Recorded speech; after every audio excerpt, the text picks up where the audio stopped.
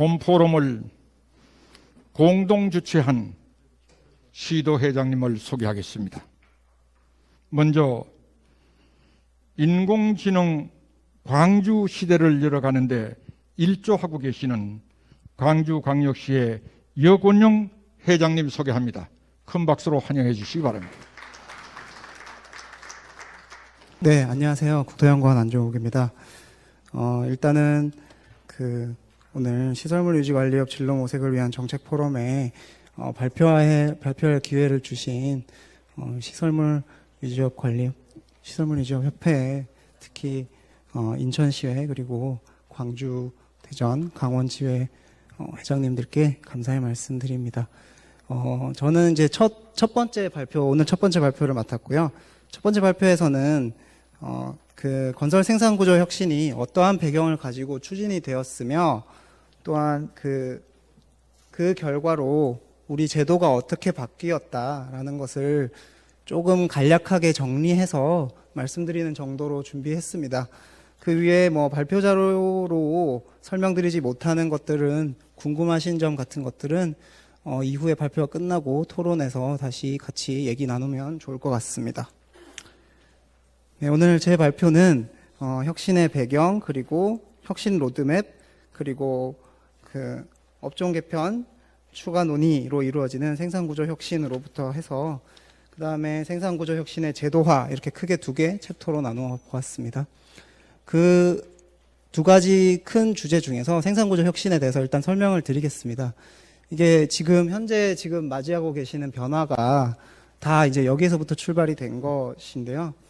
그 배경은 보통 배경으로 꼽는 것은 생산성이 되겠습니다. 이제 우리 건설업이 생산성이 타 산업에 비해서 낮다. 그리고 건설업의 특성이 우리가 건설공사의 생애 주기가 있는데 이 생애 주기에 따라서 비용은 어떻게 되고 생산성은 어떻게 되고 이런 자세한 것들은 이제 이 자료에 직접 들어가서 보시면 되는데 그런 논의에서 출발을 했다라고 이렇게 좀 뭉뚱그려서 설명드리기 위해 첫 장에다 담아본 것입니다. 그렇게 해서 특히 이제 이 당시에 2018년도 이전인데요. 2018년도 경에 계속 논의가 이루어졌던 것입니다. 그래서 제가 이제 조사를 해 보았을 때 해외 생산 체계에서는 업역이라든지 업종이 어떻게 구성이 되어 있느냐를 봤는데 유럽에서는 면허나 등록 규제 대신에 시장 기능에 의존하는 경우가 많더라. 그리고 면허 제도를 가진 나라도 있고 안 가진 나라도 있지만 면허 제도를 가진 나라에서도 그 면허의 종류가 바로 원도급이니 하도급이니 이런 역할을 바로 결정해 주진 않더라. 그리고 공사의 규모에 따른 원도급자 면허를 가진 나라도 있더라. 라는 이런 것들이 업역에 관련된 조사 결과였고요. 그 다음에 업종 같은 경우는 이제 복합 공사의 경우 이제 대부분은 우리도 그렇지만 토목 건축으로 크게는 구분되더라. 그리고 단종 공사의 경우는 다양하고 세세하게 구분하더라. 근데 이제 그리고 또 등록 기준을 통해서 다양한 업종이 겸업을 하는 그런 것들이 가능하더라라는 것이 크게 봤을 때 정리해 봤을 때 각종 다른 나라들의 업역 업종에 대한 그런 사례였습니다.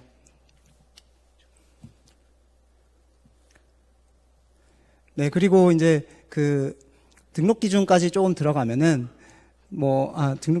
그게 이제 시공 자격 같은 경우가 그때 이제 2018년도에 논의할 때 결국은 우리나라랑 가장 비슷한 나라가 그나마 어디겠느냐 해서 찾은 게 이제 일본과 미국이었는데 그래서 일본과 미국을 좀 정리를 하자면은 밑에 네모칸에 보시면 업역 같은 경우는 종합은 원도급이고 전문은 하도급이고 이런 거는 다른 나라에는 없더라 라는 거게 되겠습니다. 그 다음에 업종 같은 경우는 업종의 구분은 각 나라별로 이렇게 저렇게 그 나라의 배경 상황에 따라서 업종은 많이 나누어져 있지만 그 업종 자체가 어떤 수급 자격을 결정하진 않더라. 그리고 등록 조건 같은 경우가 이게 현재 이제 우리나라에서 자본금, 기술력 이렇게 되어 있는데 장비까지 되어 있는데 그 자본금 요건보다는 기술이라든지 인적 요건을 훨씬 더 중요시하더라라는 그런 어떤 그 해외 건설업 생산 체계에서 그 업역 업종 등록 부분에서 시사점을 뽑아 본 것이 되겠습니다. 이러한 논의가 이렇게 계속 이어져서 이제 2018년 6월 같은 경우에 기술, 생산 구조, 시장 질서, 일자리 이렇게 크게 네 가지 건설산업 혁신 방안이라는 게 이제 발표가 되었었고요. 그 다음에 2018년 7월 같은 경우에 7월에 이제 이 건설산업 혁신 방안에 대한 어떤 지지라고 할까요? 그런 어떤 필요성이나 개선 방안의 틀에 그 노사정 합의가 이루어졌습니다. 그 다음에 이런 논의들을 바탕으로 위에는 이제 2018년 6월 같은 경우는 크게 전체 건설업에 대해서 봤다면 그 중에서도 생산 구조만 따로 좀 떼어내서 생산 구조에 대한 거는 이렇게 좀 바뀌었으면 좋겠다 하는 것을 혁신 로드맵이라는 이름으로 11월에 발표를 하게 됩니다. 근데 이제 방금 계속 이제 그 해외 생산 체계를 구분했던 그 기준으로 업역 업종 등록 기준이라는 큰 틀을 가지고 요 세 가지를 생산 구조의 요소라고 정의하고 요 세 가지를 어떻게 바꿨으면 좋겠다라고 하는 것을 2018년 11월에 정부는 발표를 하고 또한 동시에 노사정 합의라는 어떤 절차를 가지고 발표를 하게 됩니다. 그래서 아주 간단하게 한 칸으로 설명을 하자면 왼쪽 아래에 있는 네모칸으로 설명이 될 것 같습니다. 이제 업종 체계 같은 경우가 2019년에 단기적으로 경계가 모호한 업종 개편하고 20년 같은 경우에는 중장기 업종 개편안 마련하고 21년부터는 그 업체 선별 정보를 제공하는 방안을 도입한다라고 이제 2018년 당시에는 이렇게 좀 약간 용어라든지 이런 것이 정리가 되진 않았지만 이러한 큰 틀에까지 합의가 된 것입니다.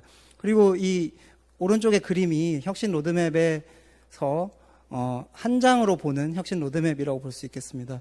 생산구조 혁신을 이렇게 업역과 업종 등록 기준으로 구분하여 각 업역 업종 등록 기준마다 이런 방향성을 가지고 몇 년도에 무슨 일을 하겠다라는 걸 적어 놓았습니다. 그리고 이 생산구조 혁신을 하는 것은 그 아까 맨 서두에 말씀드렸던 그 산업의 생산성, 산업의 경쟁력 이것을 강화하는 데 목표가 있다라는 것을 좀 선언적으로 그림으로 표현한 것이 되겠습니다. 제가 지금 이 혁신 로드맵을 다시 한번 강조하고 이게 2018년 거라고 하는데 다시 한번 상기시켜드리고 다시 한번 설명드리는 이유가 지금 자세히 보시면 아시겠지만 지금 2021년인데 이것대로 지금 진행이 되고 있습니다. 저는 뭐 2018년에 이 작업을 할 때 이렇게 굉장히 그 생각보다 꼼꼼하게 그 국토교통부에서 준비를 이렇게 로드맵을 만들면서 옆에 제가 좀 거둔 것인데요. 저는 이제 실무에 있지는 않다 보니까 연구자로서 뭐 이런 큰 방향만 제시했을 뿐인데 굉장히 세세하게 로드맵을 짜고 그 로드맵대로 지금 현재 와보니까 진행을 하시더라고요. 그래서 다시 한번 로드맵을 보고 이게 2018년 11월에 만들어졌던 건데 지금은 어디까지 와 있고 그러면 이 로드맵에 남아있는 건 뭐고 그리고 또한 다음에 정부가 어떤 계획을 가지고 있는지를 항상 좀 같이 봤으면 좋겠다 싶어서 다시 한번 말씀드립니다. 이제 업역 같은 경우는요, 이제 다들 너무 잘 아시겠지만 76년에 전문건설업 도입 이후에 현재까지 2010년, 이제 2020년대인데 40년 이상, 45년 이상 이게 변화가 없었습니다. 그렇게 이제 발전을 해왔고요.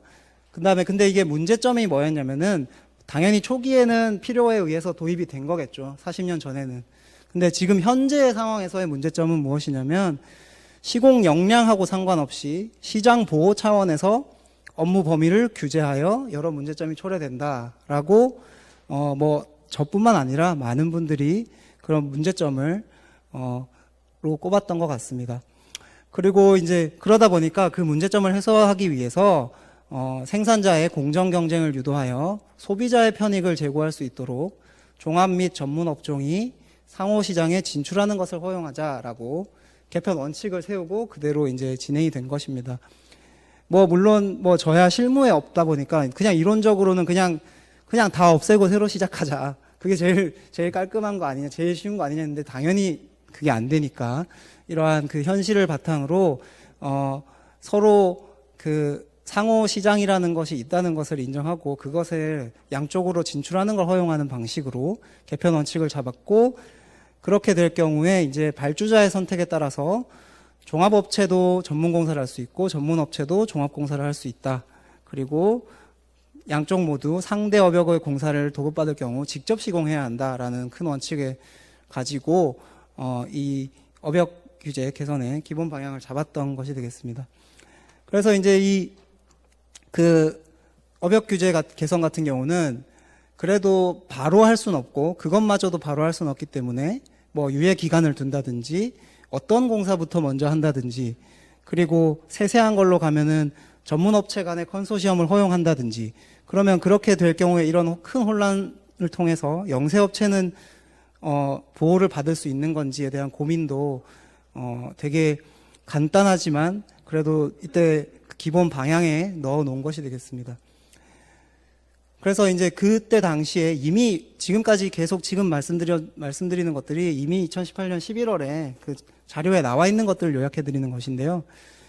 이것도 다시 한번 말씀을 드리는 이유가, 요게 나왔던 보안 장치라든지 이런 것들이 맨 처음에 큰 틀 같은 경우는 건설산업기본법에 반영이 되고, 그것보다 조금 작은 것들은 뭐 시행령, 시행규칙에 되고, 또 국토교통부 고시로 이루어져서 뭐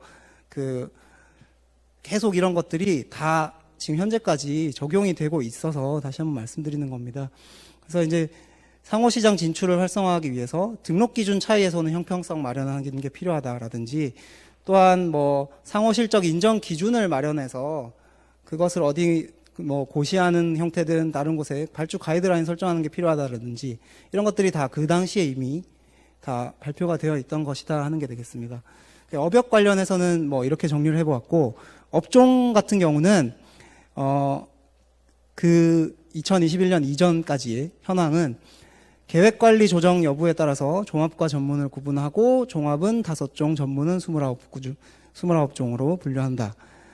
그런데 그거에 따른 문제점은 이 건설업종 자체가 너무 오랜 기간 굳어지다 보니까 우리의 그 산업 환경이라든지 시공 환경을 반영하지 못하고 업종 간 분쟁이 있고 체계성도 떨어진다는 지적이 꽤 나오고 있다. 이거 바꾸려고 하니까 너무 힘들어지더라. 이렇게 업종이 너무 많아졌고 그 업종별로 다 각각의 전문성을 주장하고 있고, 그러다 보니까 갈등 요소가 더 많아지고 체계성도 오히려 떨어진다는 지적이 있었습니다. 그래서 그 인식을 바탕으로 업종을 크게 좀 한번 바꿔봤으면 좋겠다. 이제는 업종 체계 자체를 바꿔봤으면 좋겠다라는 인식하에서 그때 이제 나온 아이디어가, 이제 뭐 단기적으로는 뭐 이런 것들이 있겠지만 장기적으로는 업종을 전면적으로 개편한다. 불필요한 분쟁보다는, 그리고 단지 업종 간의 경쟁보다는 실적이라든지 기술력 등 진짜 전문성을 바탕으로 좀 경쟁을 유도했으면 좋겠다라는 인식하에서 업종의 전면적 개편을 주장하고 있는, 그리고 발표한 혁신 로드맵이 되겠습니다.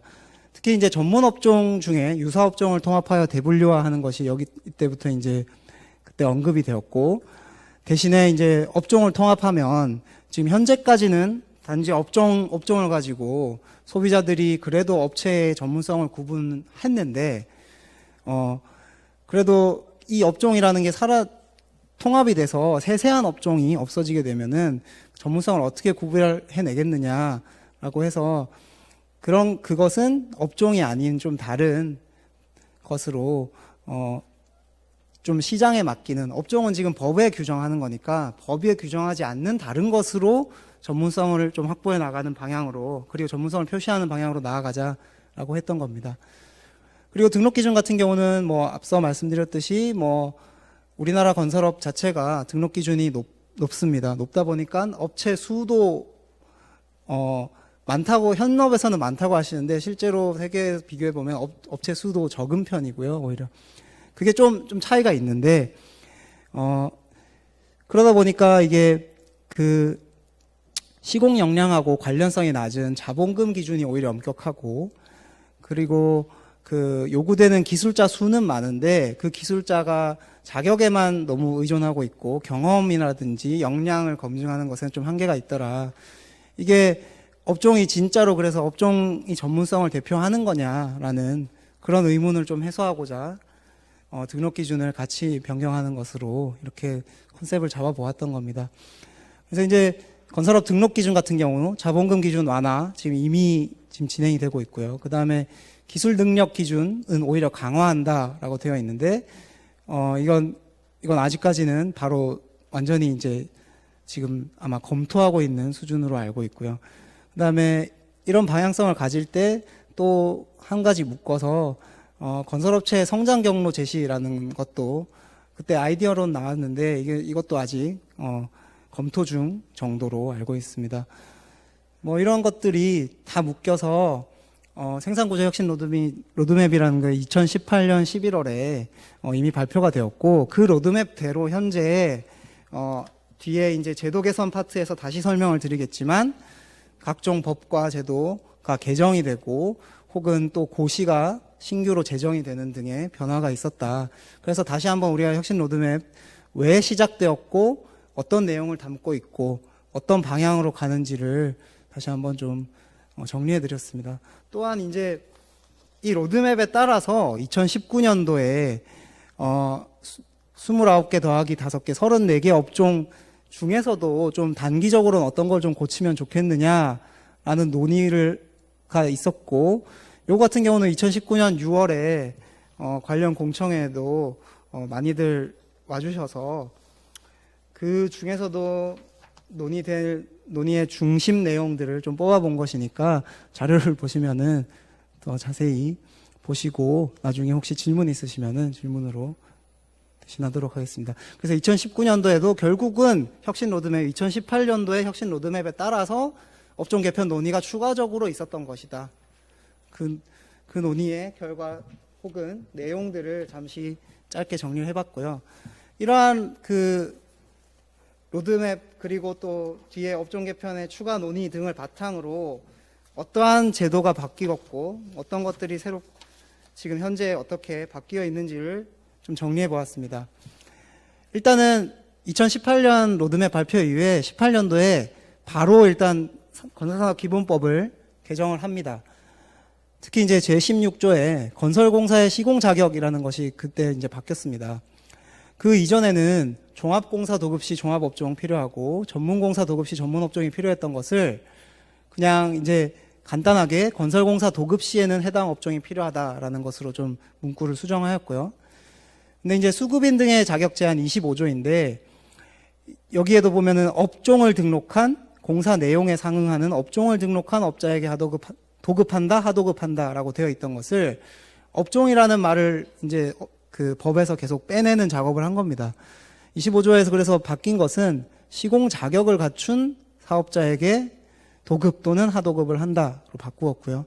그 다음에 29조의 하도급 제한을 규정하고 있는 조문에서도 이러다 보니까 그 이전에는 뭐 종합업종은 뭐 하도급을 못하고 뭐 전문업종은 원도급을 종합공사의 원도급을 못하고 뭐 이런 식으로 되어 있다 보니까 단지 동일업종 하도급 제한 이렇게만 되어 있었는데 그것이 이제 그 업종이 아니라 전문공사의 하도급 자체를 제한한다. 그리고 10억 미만의 공사 같은 경우는 종합업종을 하도급을 제한한다. 이런 식으로 좀 명칭들이 바뀌었다. 조문들이 바뀌었다라고 보시면 될 것 같습니다. 또 이제 그때 이게 이제 2018년 12월에 개정된 법률이고요. 그 이후로도 계속 논의가 이루어져서 큰 틀은 건설산업기본법 자체를 바꾸는 것이 되었고 계속 논의하다가 2020년이 되어서야 그 업역규제 완화에 대한 세부적인 기준을 조금 다시 바꾸는 작업을 할 수 있었습니다. 요 같은 경우가 2021년 1월에 시행이기 때문에 이제 시행되고 있는 것인데 2018년 11월 로드맵의 내용을 반영하는 데에도 그렇게 쉽지는 않았던 것 같습니다. 그래서 2020년 10월에 이것이 개정된 것인데요. 이제 상호시장 진출이 가능하기 때문에 소규모 복합공사라는 그런 제도가 사라져야 되기 때문에 없어진 것이 되겠고 또한 그 종합공사를 시공하는 업종을 등록한 건설사업자가 도급받을 수 있는 전문공사의 범위라는 것을 좀 신설하게 되었습니다. 그러니까 종합업종인데 전문공사 받으려면은 모든 공사를 다 받을 수 있는 게 아니라 해당하는 건축이면 건축, 토목이면 토목에 해당하는 공작물이라든지 시설물을 공사하여라라고 좀 세세하게 좀 그 조문을 추가할 필요가 있어서 추가가 된 것이고, 또한 시공 자격 판단을 위한 등록 기준 확인 절차라는 게 신설되었습니다. 이게 종합업종의 등록 기준과 전문업종의 등록 기준 자체는 다르기 때문에 다른 상태에서 상호시장을 갈 때는 또 직접 시공을 하게 되어 있기 때문에, 그래서 교차 도급의 경우 해당 공사 업종의 등록 기준을 증명 서류를 도급 계약 체결 전에 제출해야 된다라는 이런 것들을, 이거 시행 규칙에 이런 좀 세세한 것들이기 때문에 그런 어떤 상호시장 진출이라는 그 업역 규제 완화 방향에 맞추어서 시행 규칙을 개정한 게 되겠습니다. 또한 시공능력 평가 방법 같은 경우도 전문 사업자가 종합공사를 도급받아 하도급한 경우에는 50%를 실적으로 인정한다든지 이런 것들을 세세한 기준들을 추가한 것이 되겠습니다. 또한 비슷한 시기인데요. 날짜가 조금 다릅니다. 이게 왜 그런지는 모르겠는데 시행령하고 시행규칙을 다른 날짜에 이제 개정을 하셨더라고요. 그래서 보시면은 이제 시행령 같은 경우는 종합공사 시공 자격의 예외를 두었습니다. 그 예전에는 신기술 또는 공법이 적용되는 종합공사라든지 혹은 뭐 시공하는 업종을 등록한 뭐 이런 문구가 되어 있었는데요. 그것을 그리고 또 20조에는 전문공사 시공 자격의 예외라는 걸 두었는데, 이것을 굳이 종합공사 전문공사로 나누지 않고 이제 19조에 하나의 그냥 건설공사의 시공 자격이라는 문구를 바꾸었고, 또한 일괄 하도급의 범위 같은 경우도 이제 그 업종별로 분할하여 전문 업종에 하도급한다라고 되어 있던 문구를 업종별로 분할하되 전문공사 자격자에게 하도급한다. 그러니까 업종과 자격이라는 것을 최대한 이제 분리하는 방향으로 가고 있는 겁니다.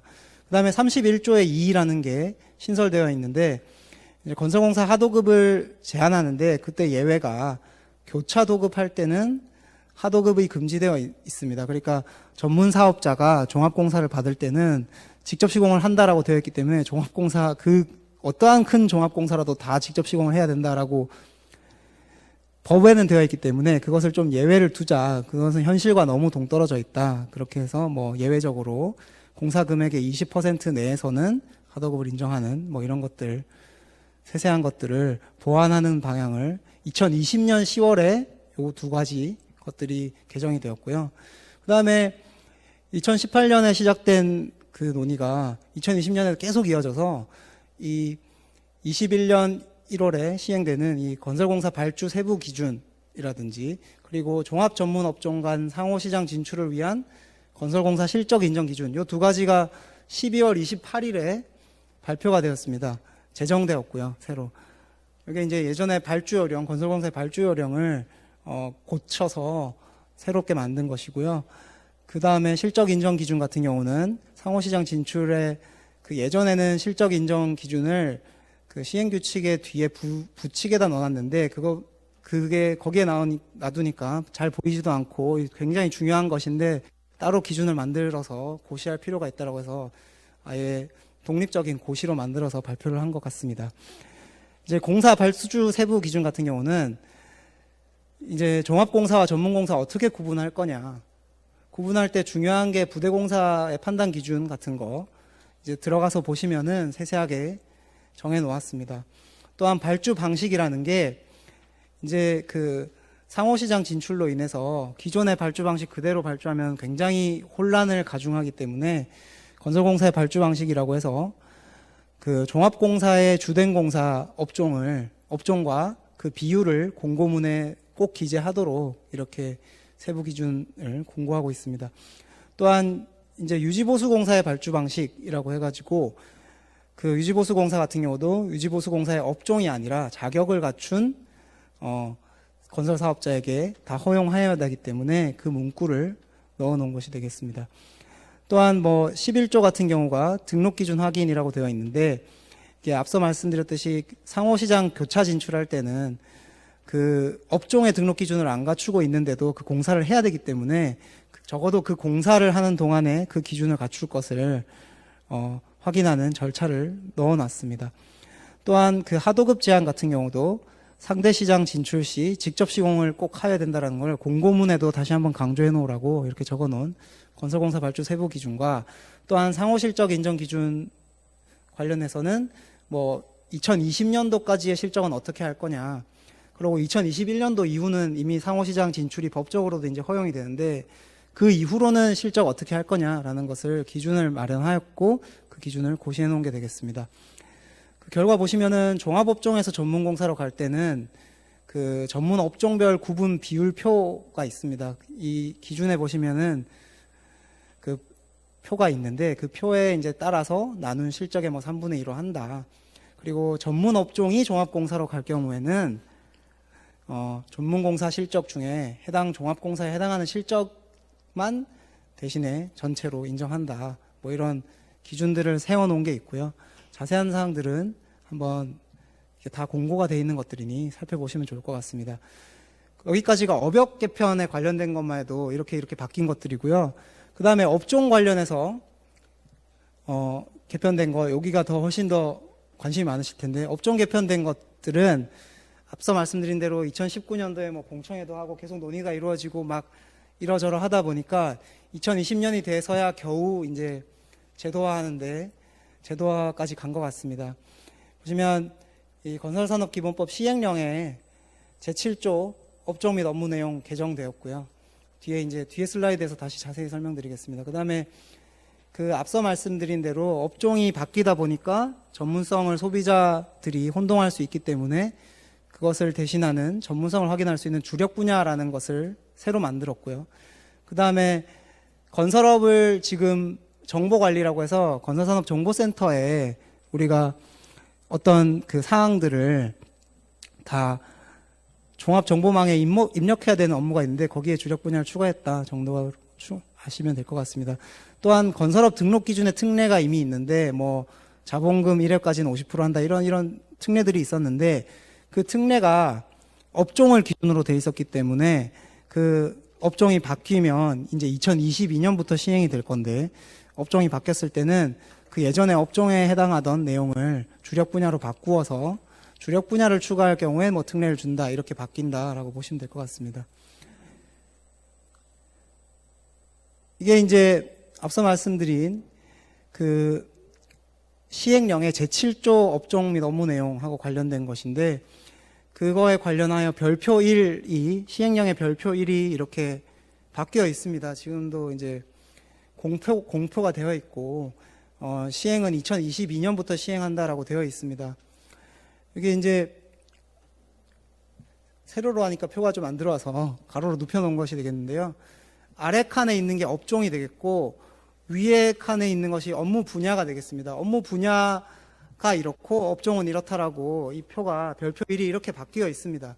바뀌어 있는데 위에 업무 분야를 보시면 이게 향후에는 어떻게 바뀔지 모르겠지만 현재는 일단 혼란을 최소화한다는 의미로 기존의 업종 그대로 이렇게 업무 분야를 좀 짜 나왔습니다. 그리고 기존의 업종이 어떤 업종들이 새로운 업종으로 바뀌냐로 이렇게 이 표를 보시면은 이 표를 이렇게 정리를 해서 보시면은 보기가 편하실 것 같습니다. 여기에 이 별표를 굳이 이제 다시 한번 보여드리는 이유가 별표에 이미 그 시설물 유지 관리업의 유효 기간이 이렇게 따로 뭐 2023년까지다라고 표기를 해놨고요. 또 비고 3 같은 경우 이게 전문공사 자격자가 해당 업무 내용에 복구, 개량, 보수, 보강공사 수행 가능하다라고 이제 시설물 유지 관리업이 이제 유효 기간이 있다 보니까 그 다른 이제 전 업종에서 해당 그 공사의 복구, 개량, 보수, 보강공사를 수행 가능하다라고 보완해 놓은 그 문구가 있어서 다시 한번 설명드린 겁니다. 또한 그 업종체계 개편 같은 경우에 기본법 시행령이 또 12월 말경에 바뀌었습니다. 시행령에도 이제 시설물 유지 관리업의 유효 기간이라는 것을 시행령 부칙에 넣었는데 부칙 2조에는 유효기간을 놓았고 3조에는 건설공사 도급계약에 관한 적용례라고 해서 2022년 이후에 이제 그 공사부터 적용한다라고 되어 있고, 뭐 공공공사의 시범사업 근거 넣어 놓았고, 또 다른 법령과의 관계라고 해서 유효기간 만료일 뭐 2023년 12월 이후에 다른 법령에서 유지관리업자를 인용하는 경우 업종 전환 사업자를 인용한 것으로 간주한다라고 써놓았습니다. 또 이제 제6조 같은 경우 부칙의 6조가 이제 특히 이제 이미 다 보셨을 것 같은데 시설물 유지관리업의 업종 전환에 관한 특례 부분을 좀 정리해 놓았습니다. 20년 9월 이전 등록자에 한해 23년까지 건축화 토목 중에 한 개를 선택하든지 또는 여기 나열되어 있는 전문 업종 중에서 최대 3개까지로 전환할 수 있고, 그렇게 특히 이제 전문 업종으로 전환할 경우에는 주력 분야를 업종별로 주력 분야가 뭐 2개가 있을 수도 있고 3개가 있을 수도 있는데 주력 분야를 선택해야 한다라고 되어 있고요. 그 다음에 또 시설물 유지 등록 기준 보유 시 이제 전환 업종 등록 기준을 2026년까지 유예해주는, 그러니까 등록 기준 자체가 변하는데 변하더라도 이제 변한 그 업종의 등록 기준을 2026년까지는 덜 갖추더라도 시설물 유지 관리업의 등록 기준을 갖추었다면 현재의 시설물 유지 관리업의 등록 기준을 갖추었다면 이때까지는 유예를 해 주겠다라고 적혀 있습니다. 또한 그 전환 절차라든지 실적 어떻게 할 거라든지 등은 향후에 고시를 한 번 더 하겠다라고 이렇게 못 박아 놓았습니다. 그리고 2023년까지는 당연히 업종 자체가 유효한 것이기 때문에 법적으로 그래서 공사 도급 가능하고 23년 12월 이후에도 만약에 이전에만 계약을 했다면 계약을 체결한 것은 유효하다라고 적어 놓았습니다. 여기까지가 2018년에 논의됐던 산업혁신 그리고 생산구조 혁신 그리고 그거에 따라서 어떻게 법이 바뀌었고 새로운 제도가 어떻게 생겨났고 이런 것들을 좀 간략히 설명을 드린 바 있고요. 이게 결국은 제가 다시 한번 혁신 로드맵을 강조드리고 제도 어떻게 바뀌었나를 설명드린 이유가 제 생각보다 이 발표한 것들을 지키더라고요. 국토교통부가 지금 발표한 것들을 잘 지켜나가. 어떤 당연히 뭐 각자의 사정에 따라서 이게 잘 지키는 건지 못 지키는 건지 모르겠지만 꽤 생각보다 이것을 지켜나가고 있기 때문에 다시 한번 혁신 로드맵 읽어보시면 좋을 것 같습니다. 그리고 그 방향 자체가 어떻게 되냐면은 이게 꼭 건설 산업뿐만 아니라 지금 우리나라 자체가 많이 이제 그 발전했지 않습니까? 그러다 보니까 각종 법 자체가 건설뿐만 아니라 모든 분야에서 생산자를 관리하는 측면에서는 소비자를 보호하는 측면으로 계속 바뀌어가고 있습니다. 그 큰 방향성에 이제 건설업도 똑같이 적용이 되고 있다라고 이해해 주시면 될 것 같고요. 그러다 보니까 이제 그 어떤 업종을 관리하다든지 이런 것도 주체가 공공에서 민간으로 전환이 되고 있는 시기라고 보여집니다.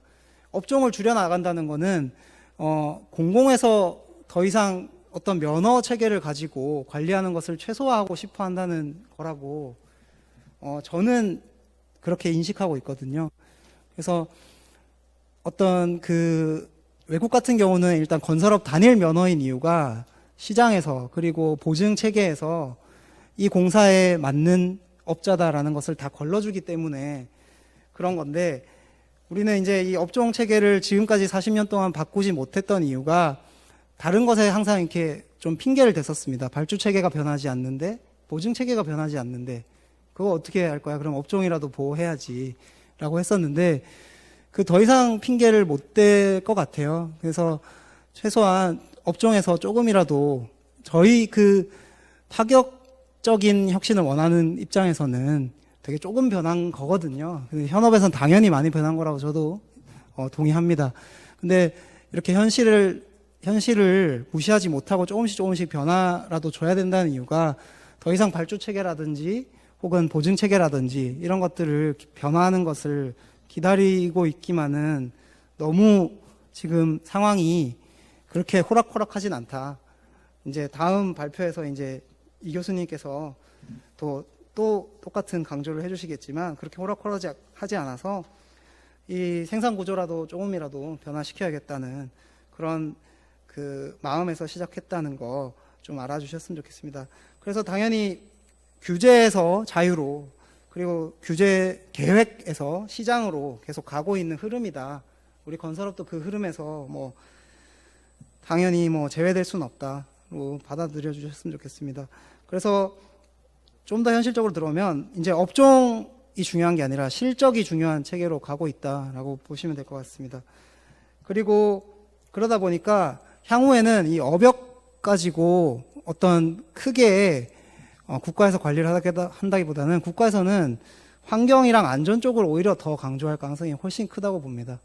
그래서 그 향후에는 이 업역을 국가에서 막 관리한다기보다는 소비자를 아까 말씀드렸다시피 생산자 관리보다는 소비자 보호로 갈 것이기 때문에 환경 안전이 훨씬 더 중요해질 거라고 보고요.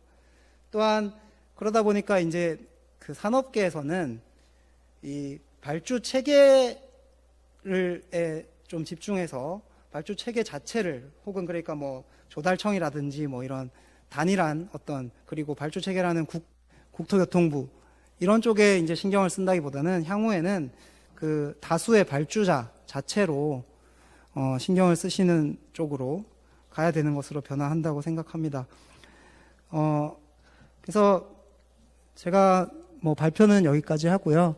최대한 자료에는 객관적인 것들, 이미 시행되고 있는 것들을 그냥 정리해드린 수준이었고, 드리고 싶은 말씀은 뭐 토론에도 다시 말씀드리겠지만, 아까 그냥 지금 자료에 안 나왔던 제가 드렸던 말씀으로 가름하겠습니다. 네, 여기까지입니다. 감사합니다.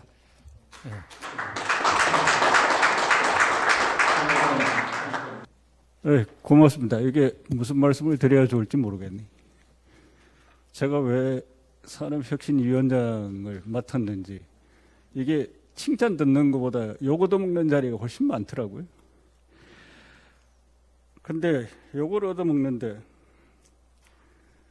아마 이게 정상적이냐 아니냐는 게 우선은 여러분들이 아까 우리 저 고문님께서도 쭉 설명을 하셨는데 아마 그 트렌드라고 저는 보고 있습니다. 앞에 세 항은 주로 환경 변화가 어떻게 일어나는지, 그 다음에 뒤에 세 개는 왜 이런 그 산업 구조 개편이 이루어졌는지 전혀 다른 각도에서 한번 보도록 하겠습니다. 우선은 이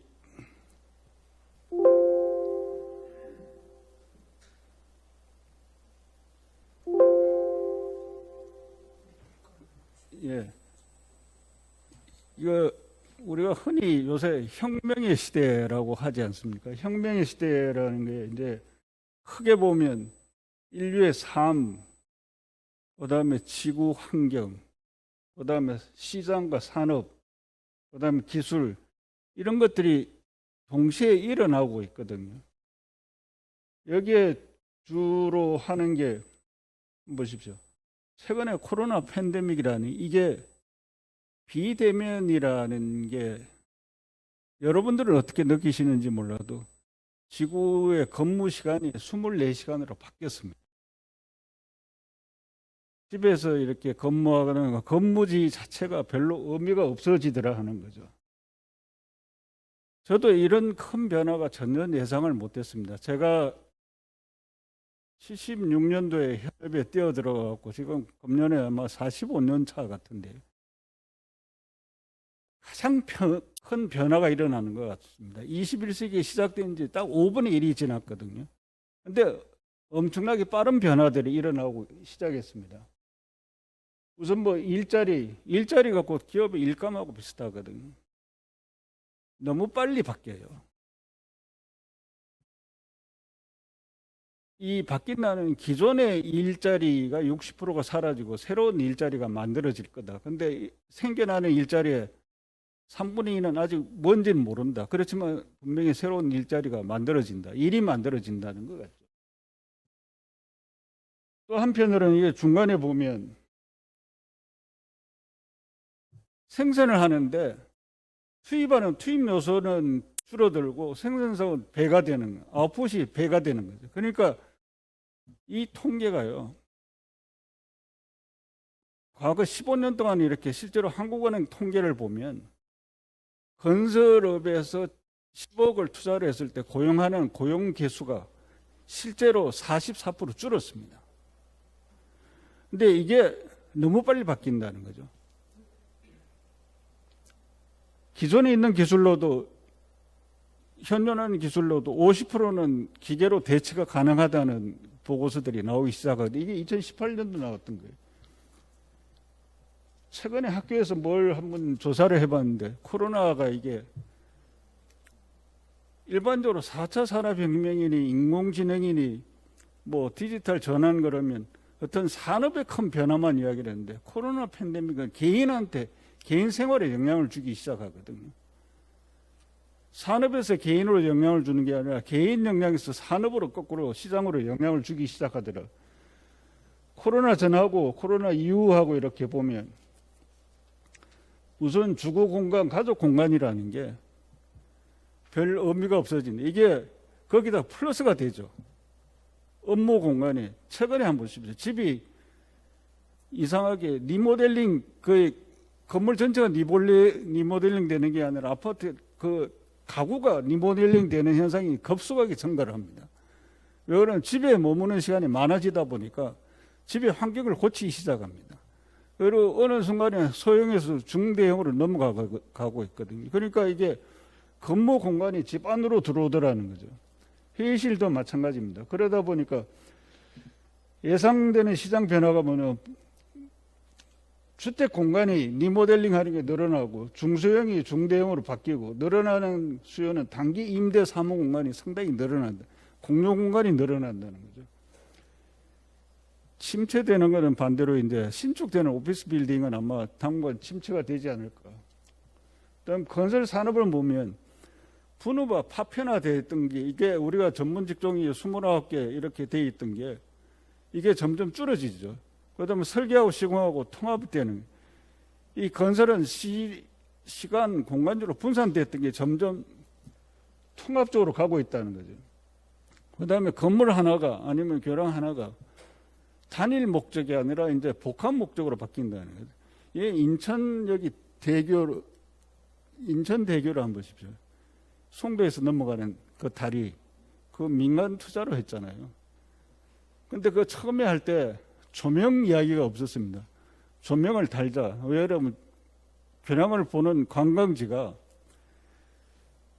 그 주변에 관광지가 만들어질 거다. 아마 그 자체가 조명으로 아마 그 지역을 개발하는 상품으로 만들 수 있다. 이게 부산의 광안대교에서 그런 효과를 봤거든요. 아마 그런 쪽 비슷하게 갈 겁니다.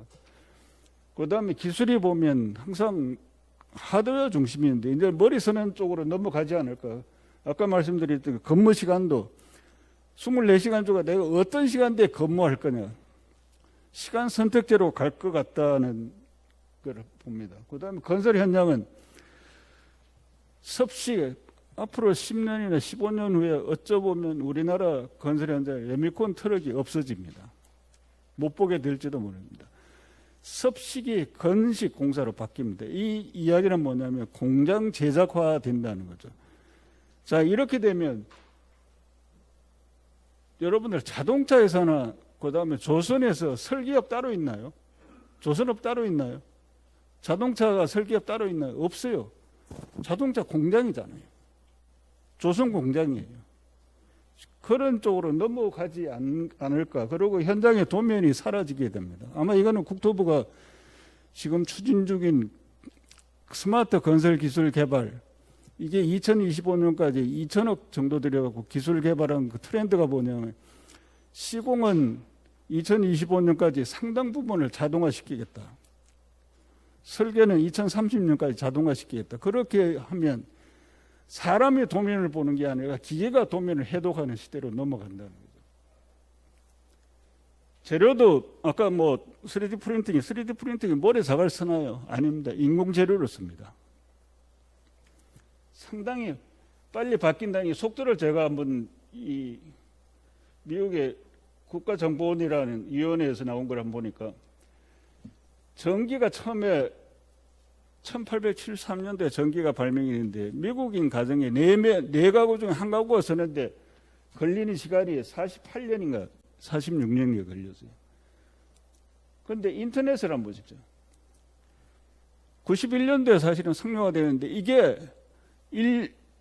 지구촌 전체가 사용하는데 걸리는 시간이 불과 7년. 휴대폰을 한번 보십시오. 스마트폰은 2007년도에 스티브 잡스가 발표를 했는데 이게 불과 8년 사이에 필수품이 되어버리더라는 거죠. 이 변화된 시간을 한번 보십시오. 무지하게 빨라집니다.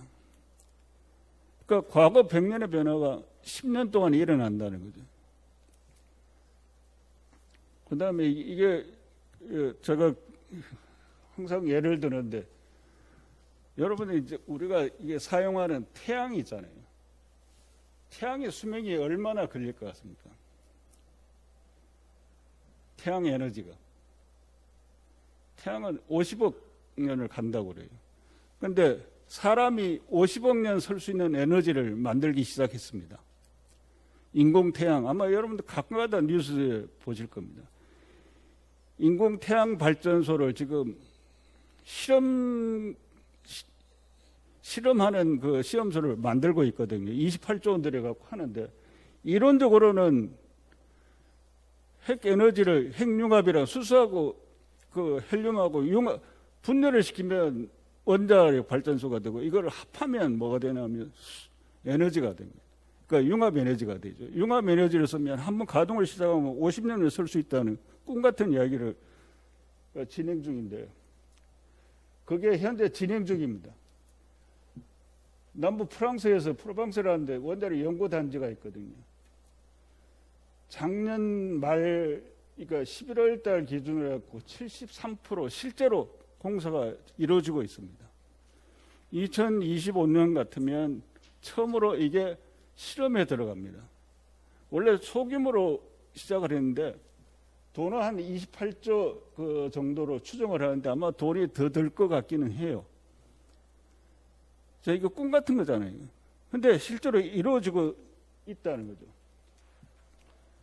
그 다음에 우리가 뭐 기계와 자동화라는 게 현실적으로 정말로 가능할까? 근데 저희 2015년도에 이 현장에 가보고 2017년도에 여기 현장 기술 본부장이라는 사람이 발표하는 걸 또 좀 발표를 해달라니까 축구장을 짓는데요.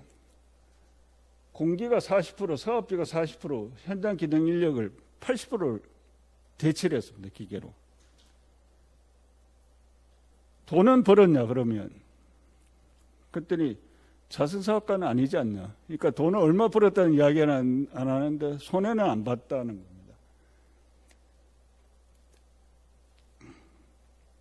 여기에 보면 사람이 별로 안 보이잖아요. 하다못해 기둥까지도 조립식 기둥을 씁니다. 그 다음에 기초도 조립을 합니다.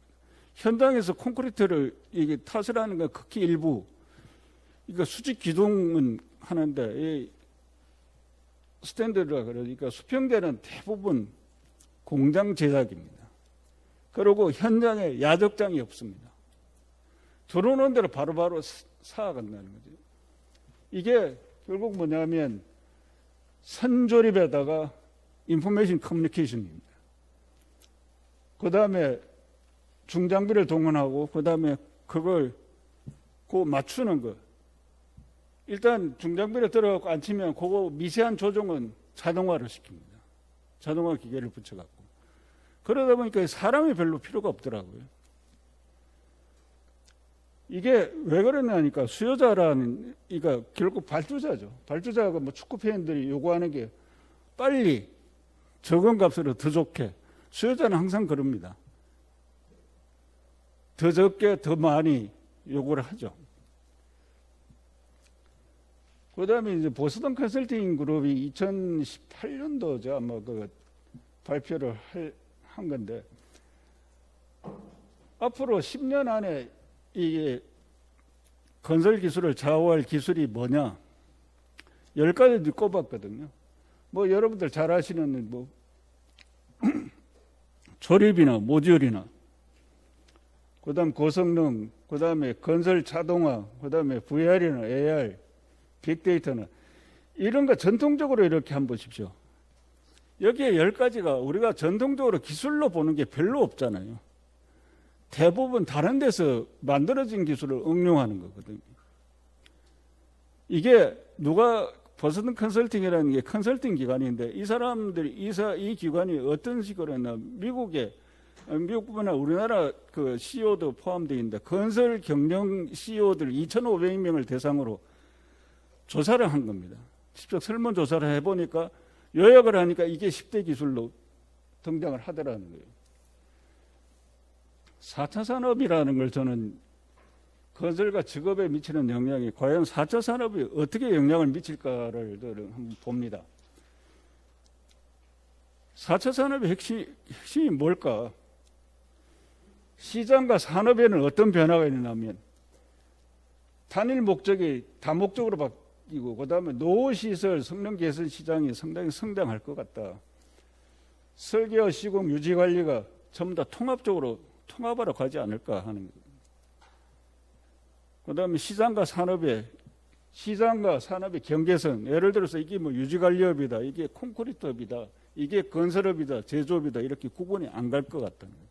벽이 무너집니다. 건설 안에 경쟁이 아니라 밖에 시장하고 경쟁이 일어날 거라는 거죠. 여기 뭐냐, 일은 있습니다. 일은 계속될 겁니다. 그런데 일을 하는 속성이 바뀐다는 거죠. 일을 하는 패턴이. 수행 방식이 변하고, 수행 기술이 변하고, 구조가 변하고, 그 다음에 일하고 직업의 불일치 사항이 발생할 것 같다. 이제 학생애들 이제 졸업을 앞둔 3, 4학년, 그 다음에 대학원 석사과정이나 박사과정을 마치는 학생들이 가장 관심 있는 게 이거거든. 어떤 직장을 내가 갈 수 있을까 하는 거예요. 아마 여기 계신 분들도 대부분 그렇게 생각하실 겁니다. 자제분들이 어떤 직장을 가야 되냐. 근데 직장하고 직업하고 같이 놓고 보거든요. 근데 앞으로는 저는 100% 장담하는데, 앞으로 직장하고 직업하고는 달라집니다. 분리가 된다는 거죠. 그러니까 그 이야기는 뭐냐면, 고정된 직장이 없어질 것 같다는 거죠. 이게 뭐냐면, 자기가 꾸준하게, 직업이라는 게 뭐냐면 계속 자기 일할 수 있는 그 직무거든요. 직장은 일할 수 있는 장소죠. 일할 수 있는 장소가 계속 이동이 발생한다는 거예요. 여러분도 아마 이런 거 보시면 돼요. 아바타라는 거 있잖아요. 한때 우리가 아바타라는 게 자기의 분신이라고 그랬잖아요. 최근에 뭐가 생깁니까? 아바타라는 말은 더 이상 안 쓰죠. 부캐라는 말을 씁니다. 부캐는 뭐냐, 한 사람이 여러 일을 하는 거예요. 여러분들 우리나라에서 TV 등장을 많이 하는 친구가 유재석이라고 그래요. 유재석이 직업이 뭘까요? 유재석이 직장은 뭐고 직업이 뭘까요? 유재석 직장 없습니다. 직업만 있을 뿐이에요. 그리고 직업이 코미디언이냐, 사회자냐, 아니면 가수냐, 상당히 다양해요. 아마 여러분들 자제분들은 아마 그런 식으로 가게 될 것 같다는 거죠. 이게 배고픈 문제가 아니에요. 훨씬 그게 더 자유롭게 갈 것 같다는 생각입니다. 그래서 이게 우리가 가장 많이 썼던 말이죠. 개선, 뭐 조금 고치는 개선이라면, 그 다음에 조금 더 혁신적으로 가자. 그러다 어느 날 갑자기 혁명이란 말이 등장을 합니다. 혁명은 뭐냐면 전혀 다른 패러다임이에요. 완전히 다른 거예요. 군사혁명은 정권이 바뀌잖아요. 기술혁명이면 전혀 다른 기술이 만들어진다는 거예요. 이게 2015년 다보스 포럼이라는 데서 나왔던 건데, 성장을 가로막는 산업이나 시장의 성장을 가로막는 가장 장애 요인이 10가지를 한번 골라봐라. 여기 보통 2,500명에서 3,000명이 참가를 하는 근데 이 참가비가 12만 달러라고 그러거든. 불과 2박 3일 하는데 12만 달러래요. 근데도 사람들이 그 다보스에 모이려고 그러거든요. 왜냐하면 세상의 변화를 서로 공유를 하니까요. 2015년도에서 이런 일이 이제 발언이 있었습니다. 성장을 가로막는 가장 그 10대 장애 요소가 뭐냐 그랬더니 기술이 두 가지가 들어있습니다. 하나는 기술력이 부족하다. 시장은 빨리 바뀌는데 기술이 못 따라간다. 또 하나는 기술의 속도. 내가 기술을 개발했더니 금방 낙후돼 버리더라. 유효기간이 너무 짧다. 빌 게이츠가 그랬잖아요. 소프트웨어, 그러니까 자기가 개발하는 마이크로소프트웨어 이게 자꾸 업데이트를 하거든요. 업그레이딩 하는데 자기가 보기에 이 소프트웨어 수명은 6개월은 못 가더라. 그러니까 바꿀 수밖에 없다는 거예요. 워낙에 사람들이 빨리 바뀌니까. 그래서 거기서 나왔던 이야기 중에 하나가 뭐냐면 산업과 산업 내 경쟁에서 지금 건설업에 업여 갖고 다투는 이게 산업 내 경쟁이거든요. 그런데 더 이상 이 산업 내 경쟁은 별로 의미가 없을 거다. 산업과 산업의 경쟁으로 넘어갈 거다. 그게 제조업으로 넘어간다는 소리는 그거거든요. 우리가 건설이 제조업으로 넘어가든가 제조업이 건설에 침범하든가 IT 쪽으로 자동차를 한번 보십시오. 기계 산업의 대표적이라고 그랬잖아요. 더 이상 기계 산업 대표적이 아닙니다. 엔진 없는 자동차가 나오기 시작했죠. 전기 자동차 엔진 없습니다. 모터로 가잖아요. 결국 뭐냐면 전자 전기 산업으로 바뀝니다. 건설도 그런 쪽하고 경쟁을 할 수밖에 없는 구조로 간다 그러죠. 자, 이번에 혁신. 왜 이게 혁신이 필요하게 됐나 그러면 변화가 우선 너무 빠릅니다. 그래서 이게 산업, 우리가 이대로 가갖고 과연 생존이 가능할까? 우리 산업 구조가 얼마 이대로 지속 가능하냐 하는 거예요. 근데 이게 국토부가 선도를 했을 것 같습니까? 아닙니다. 몇몇 학자 그룹하고 그 다음에 건설, 이가 좀 그 리딩을 하는 이제 뭐 기업들의 오너들이 자꾸 이야기를 한 거예요. 이거 건설업을 좀 바꿔야 되지 않겠냐. 지금 이 상태로 가면 위기가 올 것 같다. 그러니까 어떤 식으로든 바꿔봐야 되지 않냐.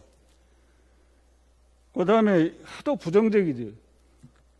다단계 하도 생산성이 아까 일본에서 마찬가지로 그 세계 공통이거든요. 발주자랑 수요자는 뭐냐면 돈을 적게 주고 많은 걸 요구를 하잖아요. 그러니까 우리 공공의 입찰이라는 게 항상 최저가를 가다 보니까 이 손실 구조를 자꾸 밑으로 전가를 하니까 이대로 가면 다 죽는다. 그러니까 바꾸자. 그래서 정부와 산업계가 인식이 공유가 된 것 같아요.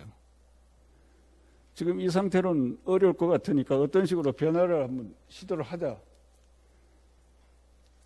그래서 공감대가 형성이 되어갖고 사실은 출발했어요. 거기는 1976년도 저는 맨 처음에 현장을 건설 현장에 떠들었던 게 본사 6개월 있다가 현장에 내려갔었거든요. 그때 제가 일을 했던 게 뭐냐면 작업반하고 같이 일했어요. 작업반을 데리고 일을 했거든요. 그때 소위 말해 직영공사를 했어요. 근데 직영공사는 작업반이 어느 날 보니까 전문공사업으로 바뀌더라는 거예요. 이걸 양성화시켜야 된다. 그게 1976년도로 제가 알고 있거든요. 이게 왜 이렇게 바뀔까 하는 것도 제가 한번 생각을 해봤습니다. 전혀 다른 배경에서 한번 쳐다봤습니다. 혁신의 배경에 사회 변화가 있었던 것 같습니다. 우선은 우리가 현재 건설산업기본법이라는 게 모태법이 뭐냐면 건설업법이죠. 1958년도입니다. 그다음 면허가 처음에 도입되어 있을 때가 1962년도였거든요. 자, 요때 한번 보십시오. 면허제도가 도입되고 그다음에 전문공사업 면허제가 도입됐을 때 이때가 보면 국민소득 우리가 산업의 인식 수준이 보면 100불 미만이었을 때 면허를 도입을 했습니다. 그리고 이제 작업반이라는 게 양성화시켜야 되지 않나. 그냥 사람을 끌고 다니는 게 아니라 정식으로 산업의 틀로 끌어들이자 하는 게 소득 수준이 얼마였었냐면 1,500달러 건방이었습니다.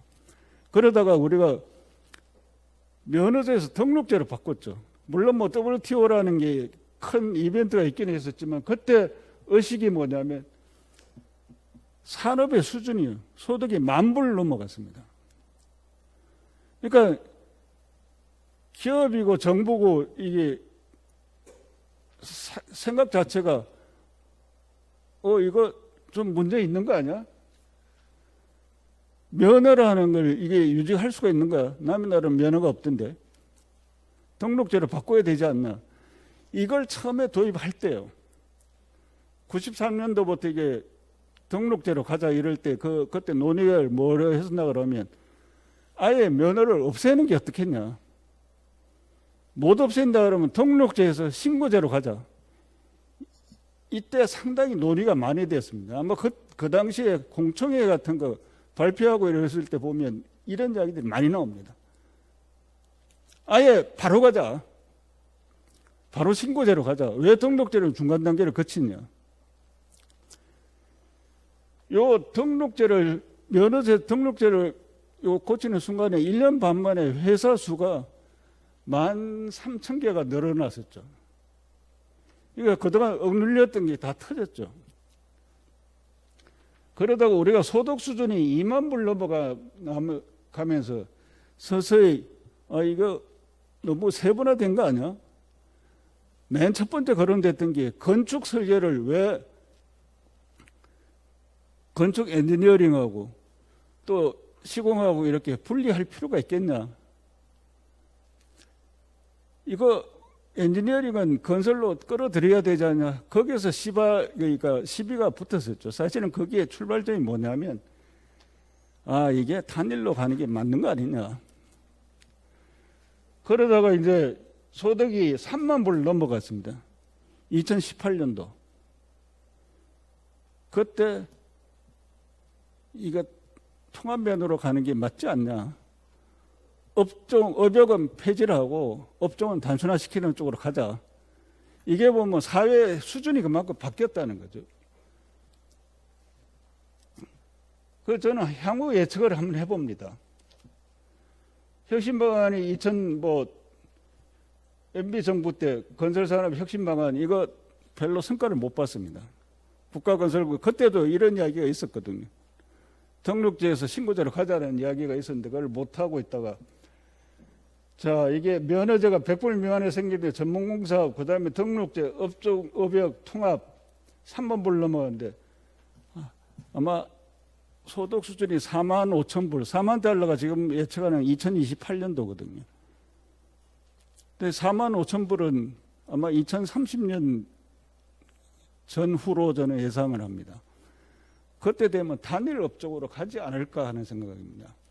아까 안 박사가 이야기를 했는데 실제로 지금 단일 업에 대한 논의가 진행되고 있습니다. 아직 수면 위로는 안 떠오르는데 아마 의견 수렴들을 하고 있습니다. 어떤 시기를 어떻게 가는 건 맞는데 시기를 어떻게 선택할까 이런 이야기들이 지금 오늘도 아마 회의가 있는 걸로 알고 있거든요. 이런 거에 대해서 저는 거기는 깊게 인발을 하지 않는데 국토부가 원래 단일 업종으로 간다는 걸 선언을 하려고 했던 게 국토부가 원래는 작년 11월 달에 발표를 하려고 그랬습니다. 이게 건설 비전 2040이라는 걸. 근데 그게 미뤄져 갖고 아마 금년도 5월 달로 저는 알고 있는데 거기에 아마 그 내용이 담길 거로 저는 보고 있습니다. 건설산업 구조가 싱글로 간다는 걸 갖다가. 그 시기는 못을 박을지 아니면 그 안에 선언적으로 넣어놓을지는 모르겠는데 생각보다 빨리 가지 않을까 하는 생각을 합니다. 혁신 방안의 하이라이트는 이거였습니다. 우선 거래관계를 좀 단순화시키자. 10개 만들자. 거래 비용을 좀 없애자.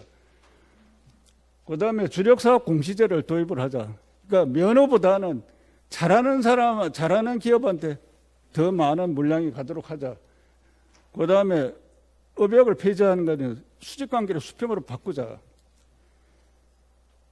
거래관계를 단순화시키려니까 직접 시공제를 확대할 수밖에 없잖아요.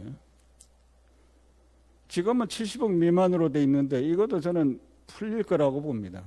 직접 시공을 하면 할수록 더 많은 인센티브가 가도록, 그다음에 가격 중심에서 기술 중심으로 가자. 면허제가 이게 단일 업종으로 가 있는 나라에 공통적으로 뭐가 있냐면 그 정부 기관에서 면허를 컨트롤하는 게 아니라 그 회사가 이 사업을 할 능력이 있냐 없냐는 걸 누가 했냐면 금융기관에서 보증을 해줍니다. 말하자면 개인의 신용도를 해주는 것처럼. 그러니까 안전장치가 다 돼 있거든요. 그런데 우리는 아직 공제조합이라는 게 그런 기능을 하기에는 조금 역부족입니다. 아마 좀 더 그 기능을 확대를 해야 되지 않을까. 왜 그러면 내가 개주지만 저 개주가 과연 이 사업을, 이 공사를 할 자격이 있냐, 능력이 있냐, 그걸 보증을 해줘요. 지금은 공사 금액만 보증을 해주는데 사실은 보증기관이 금액 이전에 뭐냐면 내가 보증을 해주는 그 기관이 실제로 공사 소화 능력이 있냐 없냐를 따지게 되거든요. 그러면 발주자는 더 안심이 되겠죠. 그 다음에 건설업의 역할 및 전문성의 변화라는 게 지금 우리나라에 없는 게 있습니다. 종합건설하고 전문건설은 있는데 전문건설은 공종별로 나누어져 있거든요. 그런데 교량이나 터널이나 업무용 빌딩 이렇게 어떤 완성 목적물별로는 묻는 게 별로 없습니다. 근데 이 전문으로 아마 새롭게 탄생할 수도 있겠다 싶어요. 그 다음에 시설 유지 관리업은 저는 없어지지는 않습니다. 다만 업종이 어차피 단일화된다면 그 면허라는 거 이게 등록이라는 게 별로 의미가 없습니다. 그 일 자체는 계속 남아 있을 것 같다. 그러면 당연히 소프트웨어를 강화를 하는 거, 직접 시공 능력을 강화를 하는 거. 그 다음에 시설물 유지 관리는 아마 설계와 시공 패키지, 이게 분리하면 발주자한테 불리하거든요. 통합하는 쪽으로 더 가지 않을까 하는 생각을 합니다. 저는 혁신을 하면 이게 달라지는 거하고 달라져야 할 거, 아직 오른쪽 거는 아직 변화가 안 일어나고 있거든요. 달라지는 거는 원수급자는 시공 계획 및 설계 역할이, 예를 들어 직접 시공하려면 지금 일반 건설업체의 가장 딜레마가 뭐냐면 큰 건설업체도 마찬가지입니다. 기술자들이 도민이나 시방세를 안 봐요. 현장에 그 기능장이 되시는 분들은 어떤 이야기를 하냐면 저것들이 도면도 하나 볼 줄 모르는 게 뭘 하냐 이게. 그러니까 전문 말하자면 학교에서 기껏 가르쳐 놔니까 가서 하도급자 관리를 전략을 해버리는 거예요. 그래서 이거는 아니다. 이거는 이제 직접 하면 도면을 갖고 시공을 갖고 자기가 해독을 해야 되거든. 이 공사를 어떻게 하는 게 좋겠냐. 그러고 난 다음에 하도급 패키지를 나눠주는 게 맞는 거. 그 다음 입찰 전에 직접 시공을 할 건지 직영 시공을 할 건지 결정해야 되고, 공법 선택에 대한 것은 철저하게 원도급자가 아마 지게 될 겁니다. 그 다음에 그렇게 되면 기능 인력 고용하는 형태가 바뀝니다. 지금은 전문공사업이 근로자를 고용을 하는 게 대부분이거든요. 이제 앞으로는 전문이고 일반이고 근로자를 직접 고용하게 돼요. 모든 근로자를 직접 고용하는 게 아니라 숙련 기능은 어쩔 수 없이 아마 고용을 해야 될 것 같다는 생각을 합니다. 그 다음에 품질 안전 완성도 책임이 일어나고, 자 이렇게 되면 뭐가 바뀌어야 되냐 하면 엔지니어링과 시공, 아마 세계에서 이게 그 기술자 자격을 건축 시공 기술사, 뭐 토목 시공 기술사, 건축 품질 기술사, 뭐 토목 품질 기술사, 이런 나라가 유일하게 우리나라일 겁니다. 원래 기술자는 설계 시공 잘 구분을 하지 않습니다. 물론 구조 같은 거 안 되면 직접적으로 한 건 그거는 특수한 거기 때문에 그것도 설계 시공 구분하지 않습니다. 그래서 이것도 엔지니어링 시공 역할 조정이 필요할 거다. 왜 그러면 직접 시공하고 공사 플래닝 하려면 지금 가시설물 설계라는 설계업에 의해서 당연히 시공으로 넘겨줘야 되겠죠. 그러다 보면 이게 업역이 모호해질 거 아니야. 그 다음에 공사 내역을 공내역 입찰해서 아마 순수 내역 입찰대로 바뀌지 않을까. 설계와 시공 기술인 칸막이도 제거가 될 거고, 그 다음에 시공계획 설계 등 소프트웨어 기술이 만들어지고, 그 다음에 주계약자 하도급이란 말보다는 아마 직접 시공을 계약 패키지로, 계약 패키지는 컨소시엄은 단일 계약으로 보거든요. 그러면 사업자 내, 입찰자 내에서 역할 분담을 하면 직접 시공 부분을 늘릴 수가 있다는 거죠. 그 다음에 공사 관리 방식의 뭐 변화라는 거, 직접 시공제라면 아마 지금 기능인 등급제를 제가 알기로는 이게 입법 예고가 돼갖고 지금 의견 수렴을 하고 있는 것 같은데, 기능인 등급제가 이게 상당히 저는 위험하다고 보는데, 이게 사용자가 판단하는 게 아니라 제3자가 너는 특급이야, 너는 특급 기능사야, 뭐 고급 기능사야, 중급 기능사야, 이런 식으로 가는데, 이거 이런 식으로 하지 말고 공사 실명제를 하면, 이 공사 실명제를 하면 모든 공사의 단위별로 누가 시공을 했는지, 누가 시공을 직접 시공을 했고, 그때 작업 책임자가 누구였고, 품질 확인은 누가 했고, 누가 마감 처리를 했는지, 거기 전부 다 이름으로 다 나옵니다. 이게 한양도성이 있죠. 한양도성에 보면 돌에 이름이 새겨져 있습니다. 그건 장인이죠. 내가 공사한 거에 대해서는 내가 책임진다는 거죠. 이게 저는 한양도성이 최초인 줄 알았더니 신라 시대 때 570년도인가요? 571년도. 그때 했습니다. 경주의 남한산성비에 보면 이게 일종의 장인이죠. 명인이. 내가 한 거에 대해서는 절대 부실이 없다. 사실은 이 작업 실명제는 우리나라 원자력 발전소도 하고 있고요. 그다음 인천공항 1단계에서 했습니다. 그러다 보니까 작업자가 스스로가 자기가 자기 일 마무리를 하고 자기가 스스로 품질을 확인을 합니다. 자, 이걸 하면 생산성 측정이 돼요. 내가 한 공사 양이 측정이 되거든요. 이게 실명제가 도입되면 저는 뭐 아마 가장 골칫거리가 재시공하는 게 너무 많아요. 재시공만 줄여도, 이거는 우리나라뿐만 아니라 미국도 마찬가지예요.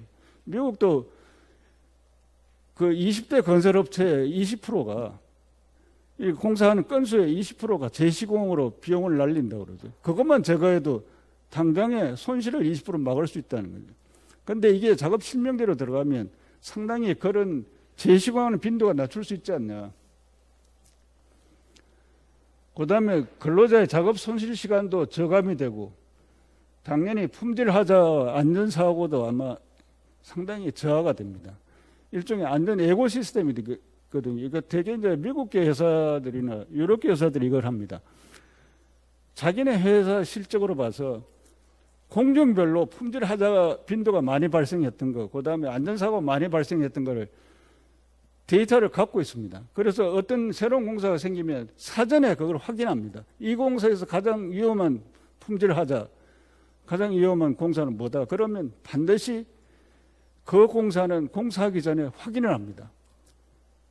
그러니까 회사에 말하자면 기능장이 있거든요. 기능장을 투입을 합니다. 당신은 이 작업을 사전에 점검을 하고 그 작업이 끝날 때 철수를 하라. 그러니까 프로젝트 베이스로 투입을 하는 게 아니라 현장 베이스가 아니라 어떤 지역 사무소에서 그런 현장만 쫓아다니는 거예요. 근데 그런 식으로 가더라는 거예요. 일종의 예고 시스템이거든요. 그 다음 우리 일거리를 보면 상당히 많은 사람들이, 이거 특히 기획재정부가 건설업에 투자를 하자 그러면, 우리 항상 뭐 세계경제포럼이 발표하는 이 자료에 보면 매년 발표를 하거든요. 우리가 보면 총량이죠. 인프라 총량으로 보니까 세계 6위인데 여기다 더 뭘 투자라는 거야. 많이 하지 않았냐. 더 이상 투자할 필요가 없다는 이야기를 많이 합니다. 그게 항상 인용되는 게 이거예요. 우리는 소득 대비 이 말하자면 인프라 축적도가 상당히 높은 편입니다. 그러면 이게 과연 만족하는 수준이냐? 이 상대 비교를 한 거예요. 저희들이 학교에서 2018년, 2019년, 2020년까지 매년 한 번씩 뭐 학교가 돈이 없으니까 서울만 했다가 그다음에 서울하고 강원도를 했다가 그다음에 작년에는 이제 인구 5만 명 이상 되는 전국 도시를 한번 해봤습니다. 이게 뭐냐면 과연 사람들은 우리 국민들이 체감하는 거는 생활 체감하는 거는 만족을 할까? 이 만족을 할까 하는 조사를 한번 해봤습니다.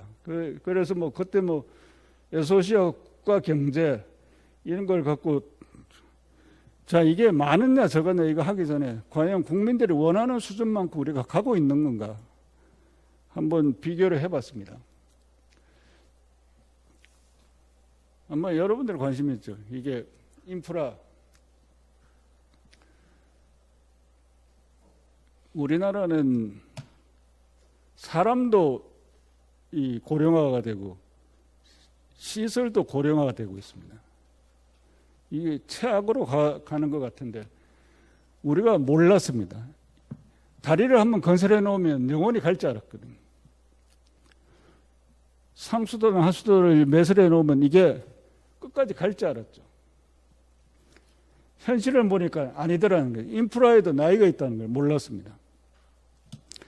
제가 경험적으로 보면 제가 원자력 발전소 이제 엔지니어링을 좀 많이 했었거든요. 발전소 쪽. 설계를 할 때 설계 기준에 뭐가 들어가냐면 경제 수명이 들어갑니다. 이 발전소는 경제 수명이 40년이다. 아니면 25년이다. 아니면 뭐 60년이다. 이러면 매년 유지 보수에 돈을 얼마만큼 반드시 투입하도록 되어 있습니다. 그 기준에 따라 갖고 재질이 달라져요. 그런데 이게 고속철도 제가 자문하러 들어가고 제가 제일 놀랐던 것 중에 보니까 설계 기준이 그게 없어요. 설계 기준에 경부고속철도 한번 건설되면 이거 도대체 수명 기간을 얼마만큼 봐야 되냐? 아무도 몰라요. 그걸 왜 묻냐는 거예요. 아니 설계를 하는데 경제 수명 없이 설계를 할 수 있냐? 수명 기간이 100년이면 100년 동안 일어날 변화, 강우량도 하죠. 그 다음에 태풍의 빈도도 측정을 하죠. 그 다음에 지진의 빈도, 이걸 이제 확률적으로 추정을 하거든요. 그런데 그거 없이 하더라고요. 그래서 이거 왜 이렇게 하나 그랬더니 저보고 생뚱맞게 봐요. 왜 100년이냐. 그래서 아무도 없길래 그냥 아무것도 없길래 100년 해봤다 그랬어요. 근데 제가 100년 했던 거는 사실은 경부고속철도가 원래 개통을 하려고 그랬던 게 언제냐면 2001년 말이었어요. 그러면 98년이거든요. 경부선 철도가 1904년도 개통이 됐습니다. 그러면 2004년도까지는 100년이 걸리거든요. 100년 동안 그대로 서거든요. 그러니까 경부고속철도도 그보다 더 좋으니까 100년 간다 그랬더니 사람들이 안 믿어요. 근데 그게 뭘 대수냐 그러죠. 설계 기준을 처음에는 바꾸려고 그랬어요. 바꾸려고 그랬더니 사람들이 들고 일어납니다. 그거 왜 그러면 저는 설계 기준을 100년으로 선언한 순간에 설계를 다 바꿔야 돼요. 우선 피복 두께부터 달라지거든요. 100년 동안에 철근이 노출되는 걸 막아야 되니까. 그 다음에 부식이 해수면에 노출되는 거는 이 아연 도금 철근을 써야 돼요. 아니면 전기 방식을 쓰든가. 그러니까 비싸지죠. 그 대신 수명이 길어지니까요. 그 다음에 100년이라면 20년 후, 30년 후 유지보수 그 기준이 다 들어갑니다. 반드시 그 절차대로 해야 돼요. 그래야 100년이 지켜지는 거거든요. 저는 그걸 당연하다고 생각하는데 결국 쪽수에 밀리더라고요. 못했어요. 이게 1종 시설물, 2종, 3종 이렇게 돼 있는데 3종에 제일 심각한 게 건축시설이고 1종에는 대형과 상하수도인데 저는 국가시설을 갖다 1종, 2종, 3종으로 예를 들어서 교량 같으면 500m 이상은 1종, 100m 이상은 뭐 2종, 100m 미만은 3종 그러더라고요. 그래서 제가 물어봤어요. 아니 사람이 죽는 게 한 사람이 죽는 100명이 죽는 게 똑같은데 왜 기준을 그렇게 따로따로 만드냐? 그거 하지 마라. 1, 2, 3 정도 뭐가 필요하냐? 그냥 교량이면 교량 아니냐? 사람의 몫을 한 명하고 100명하고 바꾸내서는 똑같다고 보는 거예요. 그런데 우리나라 기준은 그렇게 나눠놨더라고요. 그러니까 1종은 좀 더 안전관리를 강화하고 2종은 좀 더 느슨하게 3종은 눈에도 안 들어온다. 이게 말이 돼요? 안 되잖아요. 그게 이제 여러분들이 이제 주장을 하셔야 될 것 같은데. 그런데 우리나라 시설이 왜 이렇게 됐냐면 이게 대부분이 건설된 게 88 올림픽, 86 아시안게임, 88 올림픽, 월드컵 요 전에 대부분 다 인프라는 되게 깔려져 있었습니다. 국제 이벤트를 기념하면서 상당히 많은 부분, 인프라 부분 상당 부분이 그때 건설이 됐습니다. 그런데 그때 당시에 눈높이가 그냥 천불이었어요.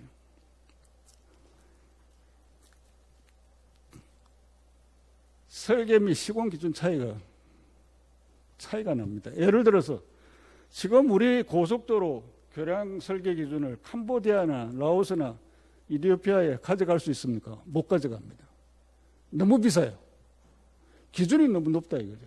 그런데 우리가 지금 기준이 높다는 그 수준대 우리 기준을 만들어 갖고 대부분 건설했다 이거죠. 그러니까 국민들은 잘 몰라요. 야, 한번 교량 지어놨으면 100년은 가야지. 근데 기준 자체가 100년이 안 들어가 있어요. 우리가 일상생활 아까 과연 국민들은 어떻게 생각할까? 그러니까 기획재정부는 정치권도 뭐 우리가 인프라가 SOC가 그 보유량이 세계 6위다. 그런데 국민들은 어떻게 생각할까? 이걸 한번 비교하려고 여러분들이나 저나 하루 24시간 중에 19시간은 실내 공간이 있거든요. 실내 공간이 있으면 뭐예요? 이게 건축 아니에요. 건축하고 뭐 전기, 상하수도, 에너지 다 쓰잖아요. 그 다음 5시간 이동입니다. 이동은 교통이잖아요. 그러니까 이게 단 1초도 보면 생활하고 떨어져 있을 수가 없습니다. 이게 이제 소위 말하면 국민 인프라, 저는 생활 인프라라고 보고 있는데, 뭐 이거 우리가 무심코 지나가는 것들이 보면 전부 건설하고 연관이 되어 있습니다. 인프라하고. 자, 이걸 갖고 한번 사람들을 대상으로 조사를 해봤습니다. 우리가 교량 그러면 참 교통 그러면 흔히 사람들이 도로나 철도를 이야기를 하거든요. 그런데 국민들이 체감하는 거는요, 도로나 철도는 별로 신경을 안 씁니다. 내가 가고자 하는 목적지, 내가 일상적으로 출퇴근하는 거, 애들 학교 가는데 걸리는 시간이 얼마냐, 얼마나 편리하냐. 발전소가 100개든지 뭐 1개든 상관없다. 내가 사용하는 전기가 양질의 전기가 저가로 들어올 수 있냐, 정전이 됐을 때 얼마만큼 복구를 빠른 시간에 해줄 수 있냐. 그런 데 관심을 많이 두더라는 거죠. 대부분 그런 쪽에 관심이 들어가는 거죠. 그래서 저희들이 26개, 6개 항목, 그러니까 인프라 부문을 6개 항목을 갖고 출퇴근, 뭐 전기난방, 깨끗한 물 이런 식으로 26가지를 갖고 조사를 시작을 해봤습니다. 아마 국민들이 생각보다 조금 이 소득 수준이 높아지면서 자기 생활에 체감하는 것도 상당히 높아졌을 거다 하고 가정을 하고 조사를 했었거든요. 이걸 조사를 어떻게 했냐면 6개 항목 중에 총 31개 항목으로 해갖고 인프라 부분별로 교통, 수자원, 에너지, 뭐 환경, 통신, 생활 인프라 이런 걸 해갖고 만족을 하느냐, 이거는 주관적이에요. 그 다음에 충족도라는 건 내가 어디까지 가는데, 출퇴근하는데 나는 40분이, 내가 요구하는 건 40분인데 실제로 내가 걸리는 거 체감하는 건 1시간 20분. 그러면 수요 대비 현재 체감하는, 그래서 충족도라고 조사를 한번 해봤습니다. 조사를 해봤더니 뭐 6개 30항목 중에 평균적으로 보니까 국가 인프라 충족도는 89.21%, 상당히 높은 수준은 맞습니다. 수자원이 제일 높고 그다음에 환경, 에너지, 뭐 통신, 그다음에 생활 인프라, 교통이었었는데, 자, 이게 무슨 뜻이냐면 이걸 조사를 해보니까요, 특히 강원도 같은 데는 이런 문제가 있더라고요. 정부가 왜 생활형 여소시해갖고 48조 원인가 전국을 자체를 전국 평준화해갖고 48조 원을 뿌린다고 그랬잖아요. 연간 뭐 16조 원씩 해갖고 3개년 동안 48조 원을 쓰겠다고 그랬는데, 강원도 주민들이 느끼는 거는 뭐냐면, 나는 도서관이나 이런 거 그거보다는 제일 먼저 요구하는 게 뭐냐면 이 초등학교 같은 거 있잖아요. 초등학교, 중학교. 이게 옛날에 그 교통이 불편했을 때 애들 통학하기 좋으려 길 옆에다가 뒀다는 거예요. 근데 사고가 워낙에 생기니까 이제는 이걸 학교를 뒤로 빼주라. 그 다음에 지역 평준화. 우리 원하는 건 아니다. 차라리 지역 내 거점을 만들어주라. 원주나 뭐 강릉이나. 그러면 내가 다소 불편하더라도 주말에도 그쪽에 가서 평일에도 급하면 바로 갈 수 있는 병원이 더 필요하지. 곳곳에 병원에 가고 사람도 안 오는데 그 지역은 뭐하냐. 그러니까 지역 내 거점화를 더 요구를 하더라는 거예요. 이게 이제 지역 인프라였거든요. 주민들이 원하는 게 다르더라는 거예요. 자, 여기에서 한번 보십시오. 아까는 이게 충족도, 그러니까 원하는 거에서 실제로 체감하는 차이를 89라고 그랬는데, 여기를 한번 보십시오. 만족을 하냐? 지금 충족도가 그 정도인데, 그럼 만족하냐? 아까는 89%가 충족, 그러니까 물리적 양으로 보면 89인데, 실제로 주관적으로 평가하는 이 정도면 된 게 아니라 59예요.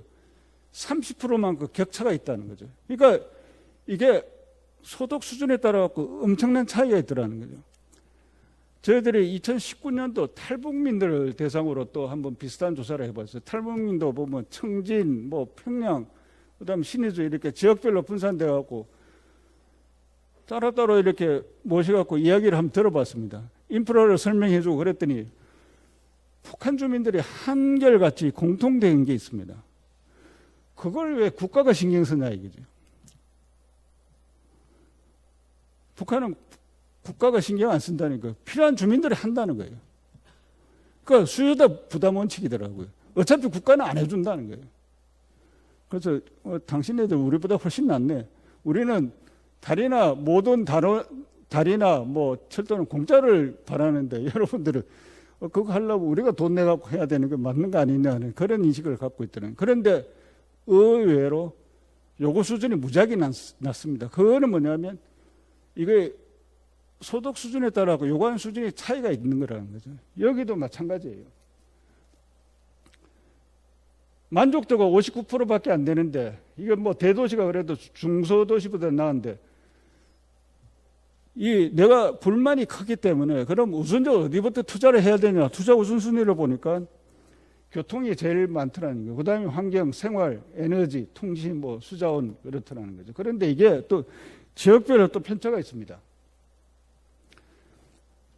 도시 인프라 부분별로 요구 수준을 대비 체감도를 보니까 뭐 통학, 그다음 환성, 뭐 도보, 교통수단으로 뭐 그 간선도로 아니면 고속도로 인터체인지까지 접속하는 시간, 그다음 간선도로 골목길에서 그 간선도로 접속하는 시간 이런 걸 보니까 대부분 보니까 체감도가 낮기는 낮아요. 그런데 이걸 다시 지역별로 보니까 제가 인천을 한번 다시 봤거든요. 인천이 보니까 물 사정이 안 좋은 것 같아요. 이게 뭐냐면 상수도 관로에 문제가 있다는 거예요. 수질이 별로 안 좋은 것 같아요. 그러니까 전국 평균보다 좀 대체적으로 인천이 낮은 편이에요. 그 다음에 이런 걸 쭉 조사를 하다 보니까 결론을 어떻게 내렸냐면 국민들이 원하는 거는 국민들이 생활에서 체감하는 거는 양이 아니더라는 거예요. 도로가 있으면 도로를 재구실해라. 건물이 있으면 안전하게 쾌적하게 만들어라. 말하자면 그 인프라가 제공하는 서비스의 질에 관심이 더 크더라는 거예요. 그래서 이게 우리나라의 이게 그 SOC 구축 전략도 바꿔야 되지 않을까. 그래서 건설 중심에서 유지 관리 중심으로 건설에서 즐기는 도시 인프라로 가야 되는 게 아니냐. 숫자로 보면 상당히 높은데 실제로 국민들이 느끼는 불만은 객관적으로 나타나는 국가별 비교가 아니더라는 거죠. 우리나라 헌법에요, 이런 게 있습니다. 국가는 국민을 안전하고 행복하게 지켜줘야 될 쾌적한 환경을 제공해야 될 의무를 헌법에다 명시를 해놨습니다. 그럼 국민이 요구하는 대로 국민이 원하는 쪽으로 가져야 맞죠. 우리가 일반적으로 도로나 철도나 뭐 항만이나 이런 걸 할 때는 항상 산업을 먼저 봤거든요.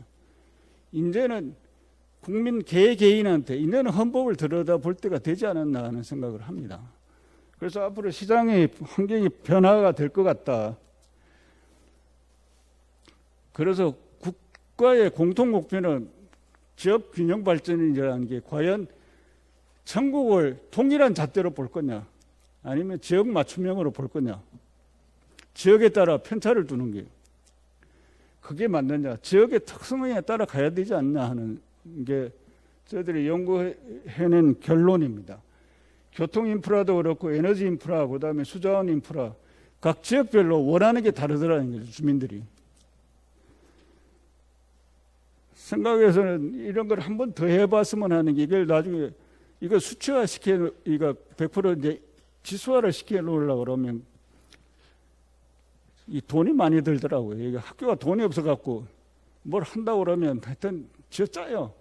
이게 한번 전국 조사를 하면 1억 2천인가 들더라고요.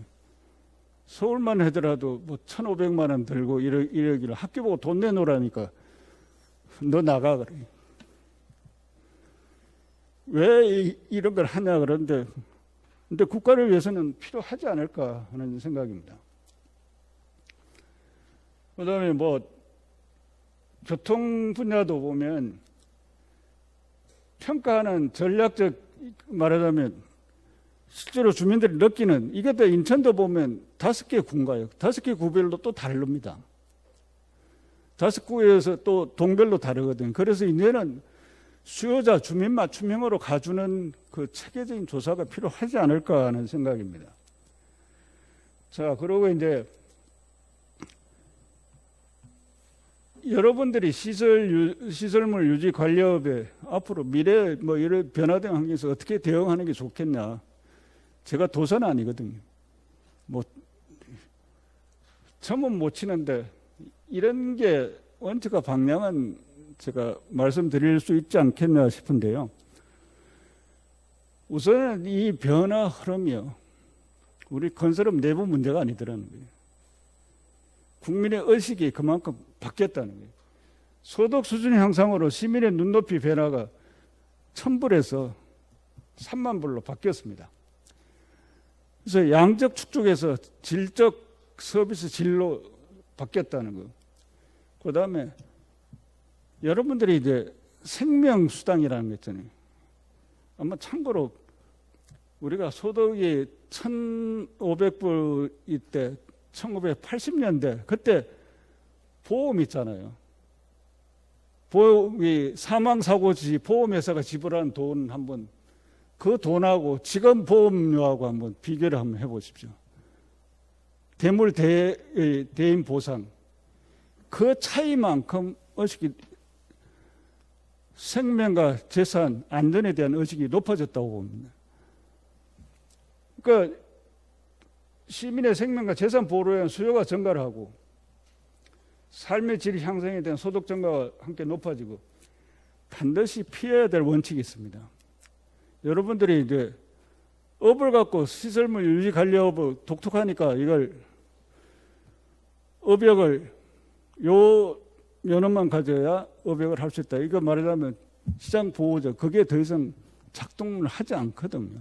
아마 여러분도 그거를 감지하셨기 때문에. 그 다음에 과거 현재 역량이 5년 후에도 유효할까? 저는 절대 안 그렇다고 봅니다. 빨리 바뀐다는 거죠. 그래서 시장 창출과 선도를 위해 역량 혁신이 필요하잖아요. 잠재된 시장을 사업화 촉진. 이제는 국토보다도 도시입니다. 우리나라 10명 중에 9명이 도시에 살거든요. 도시 인프라가 국토 인프라로 바뀌었습니다. 그런데 도시 인프라에 대한 이 노후에 대한 걸 선제 대응을 해야 됩니다. 아직 시민들은 잘 몰라요. 자기의 발밑이 어떻게 돼 있는지를 잘 모릅니다. 그다음에 하드웨어 기반 기술에서 하드웨어 플러스 소프트웨어 기술을 확대를 해야 되지 않나. 그다음에 시민과 발주자 만족을 위한 조직적인 홍보 시민들한테 알려줘야 됩니다. 시민들은 사고가 생기기 전에는 어떤 위험에 자기가 노출되어 있는지 모른다는 거죠. 그래서 여러분들이 이제 유지관리업, 여러분들이 전문으로 하는 유지관리업은 시장이 만들어지길 기다리는 것보다 만들어가는 시장으로 가야 되는데, 이 그림은 제가 인도에 가서 느낀 건데요. 이거 유명한 이야기죠. 이게 뭐 여러 가지로 해석이 되던데, 미즈노하고 나이키, 일본 회사하고 미국 회사가 아프리카에 가서 둘 다 신발 장사였는데, 미즈노가 뭐라 했냐면 아프리카 사람들 신발을 안 신더라 이거죠. 그러니까 신발 팔 수가 없다. 아프리카 시장 포기를 하자. 나이키는 정반대 해석을 합니다. 저 사람들한테 신발을 신기면 수억 명의 신발이 시장이 만들어지는데, 즉 현재로 보면 여러분들이 나이키 생각을 가져야 되는 거 아니에요. 만들어 시장이 아니라 만들어 가는 시장 쪽으로 가야 되지 않을까 하는 생각을 합니다. 건설업의 이 사업에, 저는 건설 비즈니스의 3대 성패 요인이라는 게 3수라고 그러는데요. 수주, 일을 만들어내고 수행을 하고, 그 다음에 수익. 주로 우리가 업여가 관계되는 게 사실은 여기 수행에다 포커싱을 해갖고 수주를 바라봤던 거거든요. 그런데 앞으로 여러분들이 하셔야 될 거는 물량을 만들어내는 쪽으로 좀 더 협회가 움직여줘야 되지 않을까. 역량 강화에서 보면 업의 강점과 약점, 독점적인 시장과 고유 업력을 여러분들 갖고 있습니다. 주력사업 공시제가 뭐냐면 그거든, 이 유상공사에 얼마만큼 실적을 갖고 있습니다. 잘해봤냐, 얼마만큼 했냐, 그걸 묻거든요. 그래서 사실은 건설산업혁신 로드맵에 한 꼭지가 들어가 있습니다. 뭐냐면 건설산업정보 시스템 키스콘이라고, 그걸 고도화라는 게 들어가 있거든. 그게 뭐냐, 그 데이터를 갖고 사실은 주력업종 그거를 판별을 해내자는 거였는데, 지금은 이제 협단체 간의 이해 때문에 사실은 수면 위로 부상을 못 하고 있는데, 약점은 뭐냐, 기획 및 관리 역량이 취약하고 발주자 도급 시장이 너무 오전하고 일의 양 중심으로, 그러니까 수행 중심으로 너무 채워져 있다는 거예요. 3수 중에 수행 쪽으로 너무 채워져 있는데, 이제 물량을 확보하는 수주 쪽으로 좀 방향을 돌렸으면 어떻겠냐. 그 다음에 시설물 유지관리 시장은 성장은 확실합니다. 이게 뭐냐면 시민생활의 인프라 노화가 급진전되고, 노화된 인프라가 시민의 생명과 재산을 위협하는 수준에 지금 가고 있다고 보거든요. 그래서 유지관리 시장 창출을 준비하는 게 어떻겠냐 싶어요. 사실은 그 설계 기준에 이 경제 수명이 들어가 있으면 사실은 이런 게 필요 없을 수도 있습니다. 그런데 우리나라는 대부분이 천불 시대 때 만드는 설계 기준으로 시공을 했기 때문에 이런 기준이 없습니다. 그러면 발주자 좀 관심이 있거든요. 이게 완전히 헐고 새로 지어야 되냐, 아니면 있는 데서 보강만 하면 되느냐, 이런 거 판단할 수 있는 객관적인 기준이 마련이 필요합니다. 그래서 정상적으로 OEM, 예를 들어 설계 기준에 경제 수명만 들어있으면 자연스럽게 유지관리 시장이 만들어집니다. 그건 당연히 해야 되는 거거든요. 그렇지 않으면 그 경제 수명을 보장을 못 합니다. 그런데 아직 우리나라 설계 기준에 그게 안 들어가 있습니다. 유지관리 그저 경제수명이 경제수명을 집어넣는 순간에 자연스럽게 그 건설에서 끝나고 이제 운영 단계에 들어가면 연도별로 유지관리 조건이 만들어집니다. 당연히 그 시장이 만들어지겠죠. 발전소는 그렇게 합니다. 사전 예방 차원에서. 그래서 이런 거를 추측할 수 있는 걸 한번 이 평가 기술을 만들어내는 게 좋지 않냐.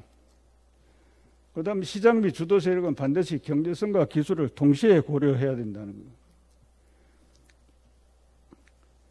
그 다음에 이 시설물 유지 및 개선을 주도 기술에서 낭비 제거부터 저는 반드시 하십시오. 이게 재설계 재시공하는 것 그것만 줄여도 상당히 이 원가를 저감을 할 수 있거든요. 저는 제로로 갈 수 있다고 보는데요. 그 다음에 이 유지관리 시장이 보면 기존에 이미 정형화된 걸 손을 대는 거거든요. 그러면 가장 근접한 게 뭐냐면 AR 기술을 도입을 할 수가 있습니다. 이걸 한번 파일럿 테스트를 한번 이게 자그마한 프로그램이라도 한번 해보면 어떨까 싶어요. 그래서 그걸 갖고 실제로 저희가 시공하는 거 사전 수명에 적대되지만 시공하는 것 자체를 밖에서도 볼 수가 있거든요.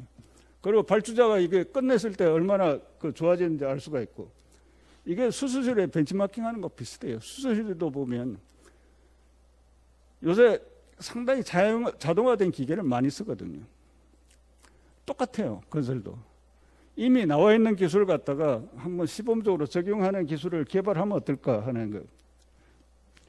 근데 이게 뭐냐면 실증 기술이에요. VR은 가상적인 공간이지만 AR은 실제 현상을 모니터링 하는 거거든요. 공사하는 것도 수술시처럼 로봇처럼 움직일 수가 있다는 거죠. 그래서 전통 기술에서 융합과 기술 패키지로 여러분들이 좀 나가줬으면 하는 겁니다. 그 다음에 가장 중요한 게 정치나 정책을 움직이는 거, 행정기관을 움직이는 가장 확실한 게 표입니다. 시민이에요. 시민을 설득을 해야 됩니다. 시민의 공감을 끌어내야 돼요. 정책과 정치는 시민에게 좌우되더라. 시민의 공감대 형성의 조건은 뭐냐면 시민들은 일상생활에서 자기가 자동차를 걷거나 건물이 얼마나 위험에 노출되어 있는지 모릅니다. 발밑에 어떤 시한폭탄이 있는지 모른다는 거예요. 이게 우리나라가 2016년도죠. 이 세월호 때문에 전국을 뭐 국토 대진단 그 3개월 만에 후딱 해치웠잖아요. 그런 수준은 안 돼요. 서울시를 벤치마킹 한번 해보면 어떨까? 시민한테 보고서를 내놓지 말고요. 제가 그 과정을 한번 설명을 드릴까 하는데 저희들이 2015년도, 16년도 서울시의 문서를 갖고 조사를 해봤습니다. 학교에서 과연 서울의 시민들은 안전할까? 발밑하고 학교, 초등학교 정말 안전할까? 서울시가 갖고 있는 자료를 전부 다 조사를 해보니까 안전하지가 않아요. 그래서 박원순 시장한테 2번을 보고를 했거든요. 빨리 조치를 취하십시오. 박원순 시장님은 너무 크게 벌어질 것 같으니까 자꾸 뒤로 밀어요. 그러면 의회를 한번 가보라는 거예요. 의회를 가봤어요. 의회에서 또 설명을 한번 했어요. 서울시민이 이렇게 위험에 노출되어 있다 그랬더니 박원순 시장님한테 가버려요. 그래서 방법은 서울 시민을 상대로 설득을 하자. 그래서 저희들이 그림을 그렸어요. 이게 서울은 얼마나 안전할까. 그래갖고 크게 그림을 그려갖고 서울은 안전한가로 이게 보기 좋게 그림을 그렸거든요. 그림을 그려갖고 보고서로 냈습니다. 보고서로 냈더니 이게 하도 인기가 좋아서 그런지 사람들이 다 가져가 버리고 저한테 한 부만 남았더라고요. 제목이 이렇습니다. 서울은 안전한가? 그래갖고 도로나 지하철이나 그다음에 상수도나 하수도나 이런 걸 쭉 그래프로 얼마만큼 노후화됐고 얼마만큼 위험한지, 시민들은 이거에 대해서 얼마나 알고 있는지 이걸 쭉 조사를 해갖고 이 보고서를 만들어 갖고 그다음에 이걸 그 내부 블로그에 올렸거든요. 그랬더니 시민들이 뭐 어떻게 하냐면 시민들이 시청하고 의회 사무실에 전화를 막 해요. 아니 이 지경이 되도록 뭐 하냐? 그래갖고 나왔던 게 지속 가능한 도시 기반 시설 관리 유지 관리라는 게 법이 만들어졌죠. 이 조례가 만들어졌습니다. 이 조례가 사실은 그 작년인가요? 작년부터 발효되기 시작한 국가시설기본관리법의 모태가 됩니다. 그러니까 시장이 만들어지는 거예요. 그래서 여러분들도 아마 그런 식으로 한번 해보면 어떨까? 시청과 의회를 설득하는 가장 좋은 방법은 인천 시민들한테 알려주는 거예요. 그러면 그 사람들이 시청이고 의회고 전화를 하도록 하면 조례를 만듭니다. 기본시설관리법 제정의 배경도 보면 서울시 조례 제정이었습니다. 서울시 조례 제정은 사실은 이 그림이었습니다. 시민들을 보니까 이런 걸 보고는 저도 놀랐거든요. 이게 이런 효과가 있구나. 그리고 서울과 부산, 대구시 조례 제정이 또 서울시를 벤치마킹가 또 만들어졌죠. 아직 인천광역시는 그렇게 안 만들어진 것 같아요. 저거 박원순 시장이 계실 때 그 조례를 만들면서 의회에도 이야기를 한 게 반드시 그 지속 가능 그 시설 기본법 유지 관리에 대한 거 할 때 책임자를 재정 담당 국장으로 해라. 돈을 우선에 아무리 내가 필요해도 돈이 안 되면 안 되니까 재정국장을 반드시 거기다 개입을 시켜라. 그래갖고 아마 거기 위원회에는 재정국장이 들어가 있을 거로 알고 있습니다. 그래서 서울시 조례 제정을 한번 벤치마킹해갖고 인천시나 뭐 강원도도 그렇게 해가는 게 어떨까. 결국 뭐냐면 이거는 시장은 우리가 만들어가는 수밖에 없더라는 거예요. 절대 누가 만들어주지 않습니다. 정치권은 절대 관심이 없습니다. 사고 나기 전까지는. 왜 그런가? 표시가 안 나거든요. 그런데 시민들은 발밑에 자기 생명이 위험하다 그러면 그거 가만히 있겠어요?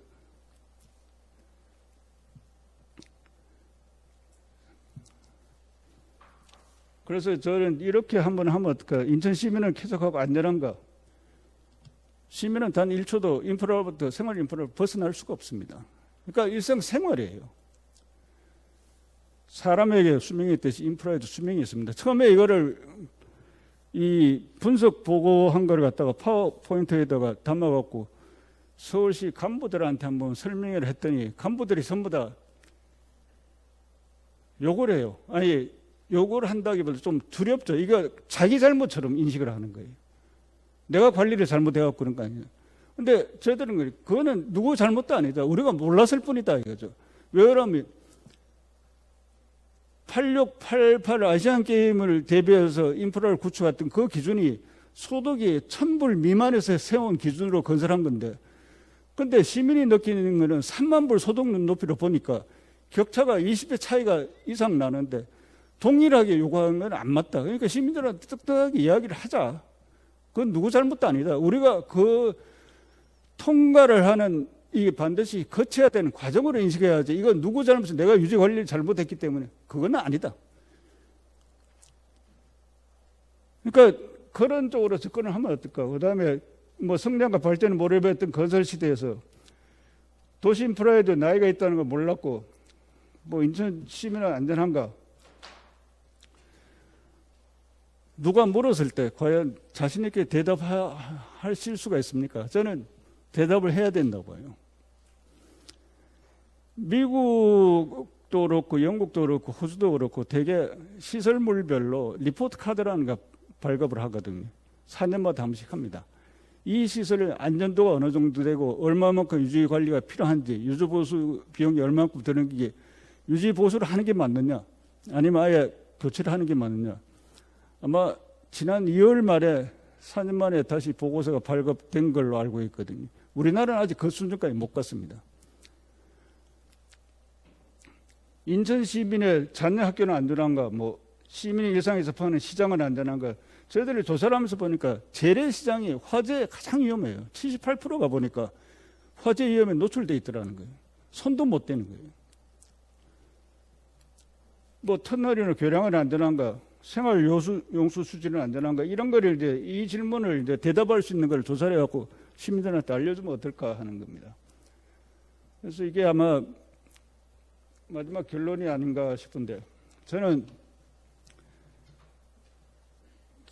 하도 빨리 바뀌니까요. 방향보다는 이제 옛날에는 방향이 중요하고 속도가 중요하지 않다 그랬는데 이제는 속도 같아요. 계획을 하지만 바로 실험으로 들어가라.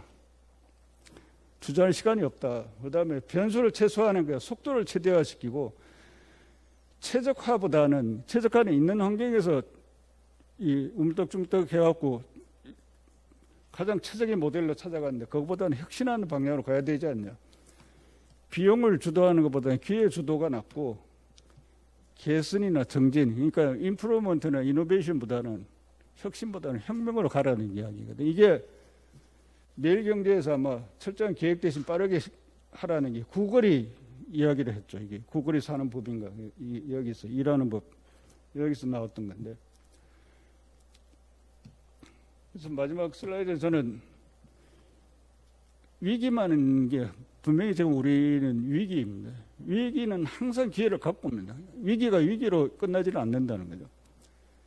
그 다음에 이 건설만큼 안정된 시장이 없습니다. 사실은 지구에서 보통 전산업 중에 전산업이 보통 28개 정도 나누는데 그 중에서 가장 안정된 시장을 갖고 있는 게 건설입니다. 왜냐하면 인프라는 국가와 국민이 존재하는 한 계속 할 수밖에 없거든요. 인프라스트럭처는 사라지지 않는다. 그래서 인프라와 건설은 동반자학이니까 다만 그게 속성이 변할 뿐이라는 거죠. 변한다는 게 노후와 그다음에 성능, 사람들이 요구하는 수준이 점점 높아지면서 인프라 성능이 따라줘야 된다는 겁니다. 그게 여러분들의 시장이 아닌가 싶어요. 제 강의는 이거라고 질문 받겠습니다. 장시간에 고생하셨습니다. 여러분 일단 박수로 좀 감사해 주세요.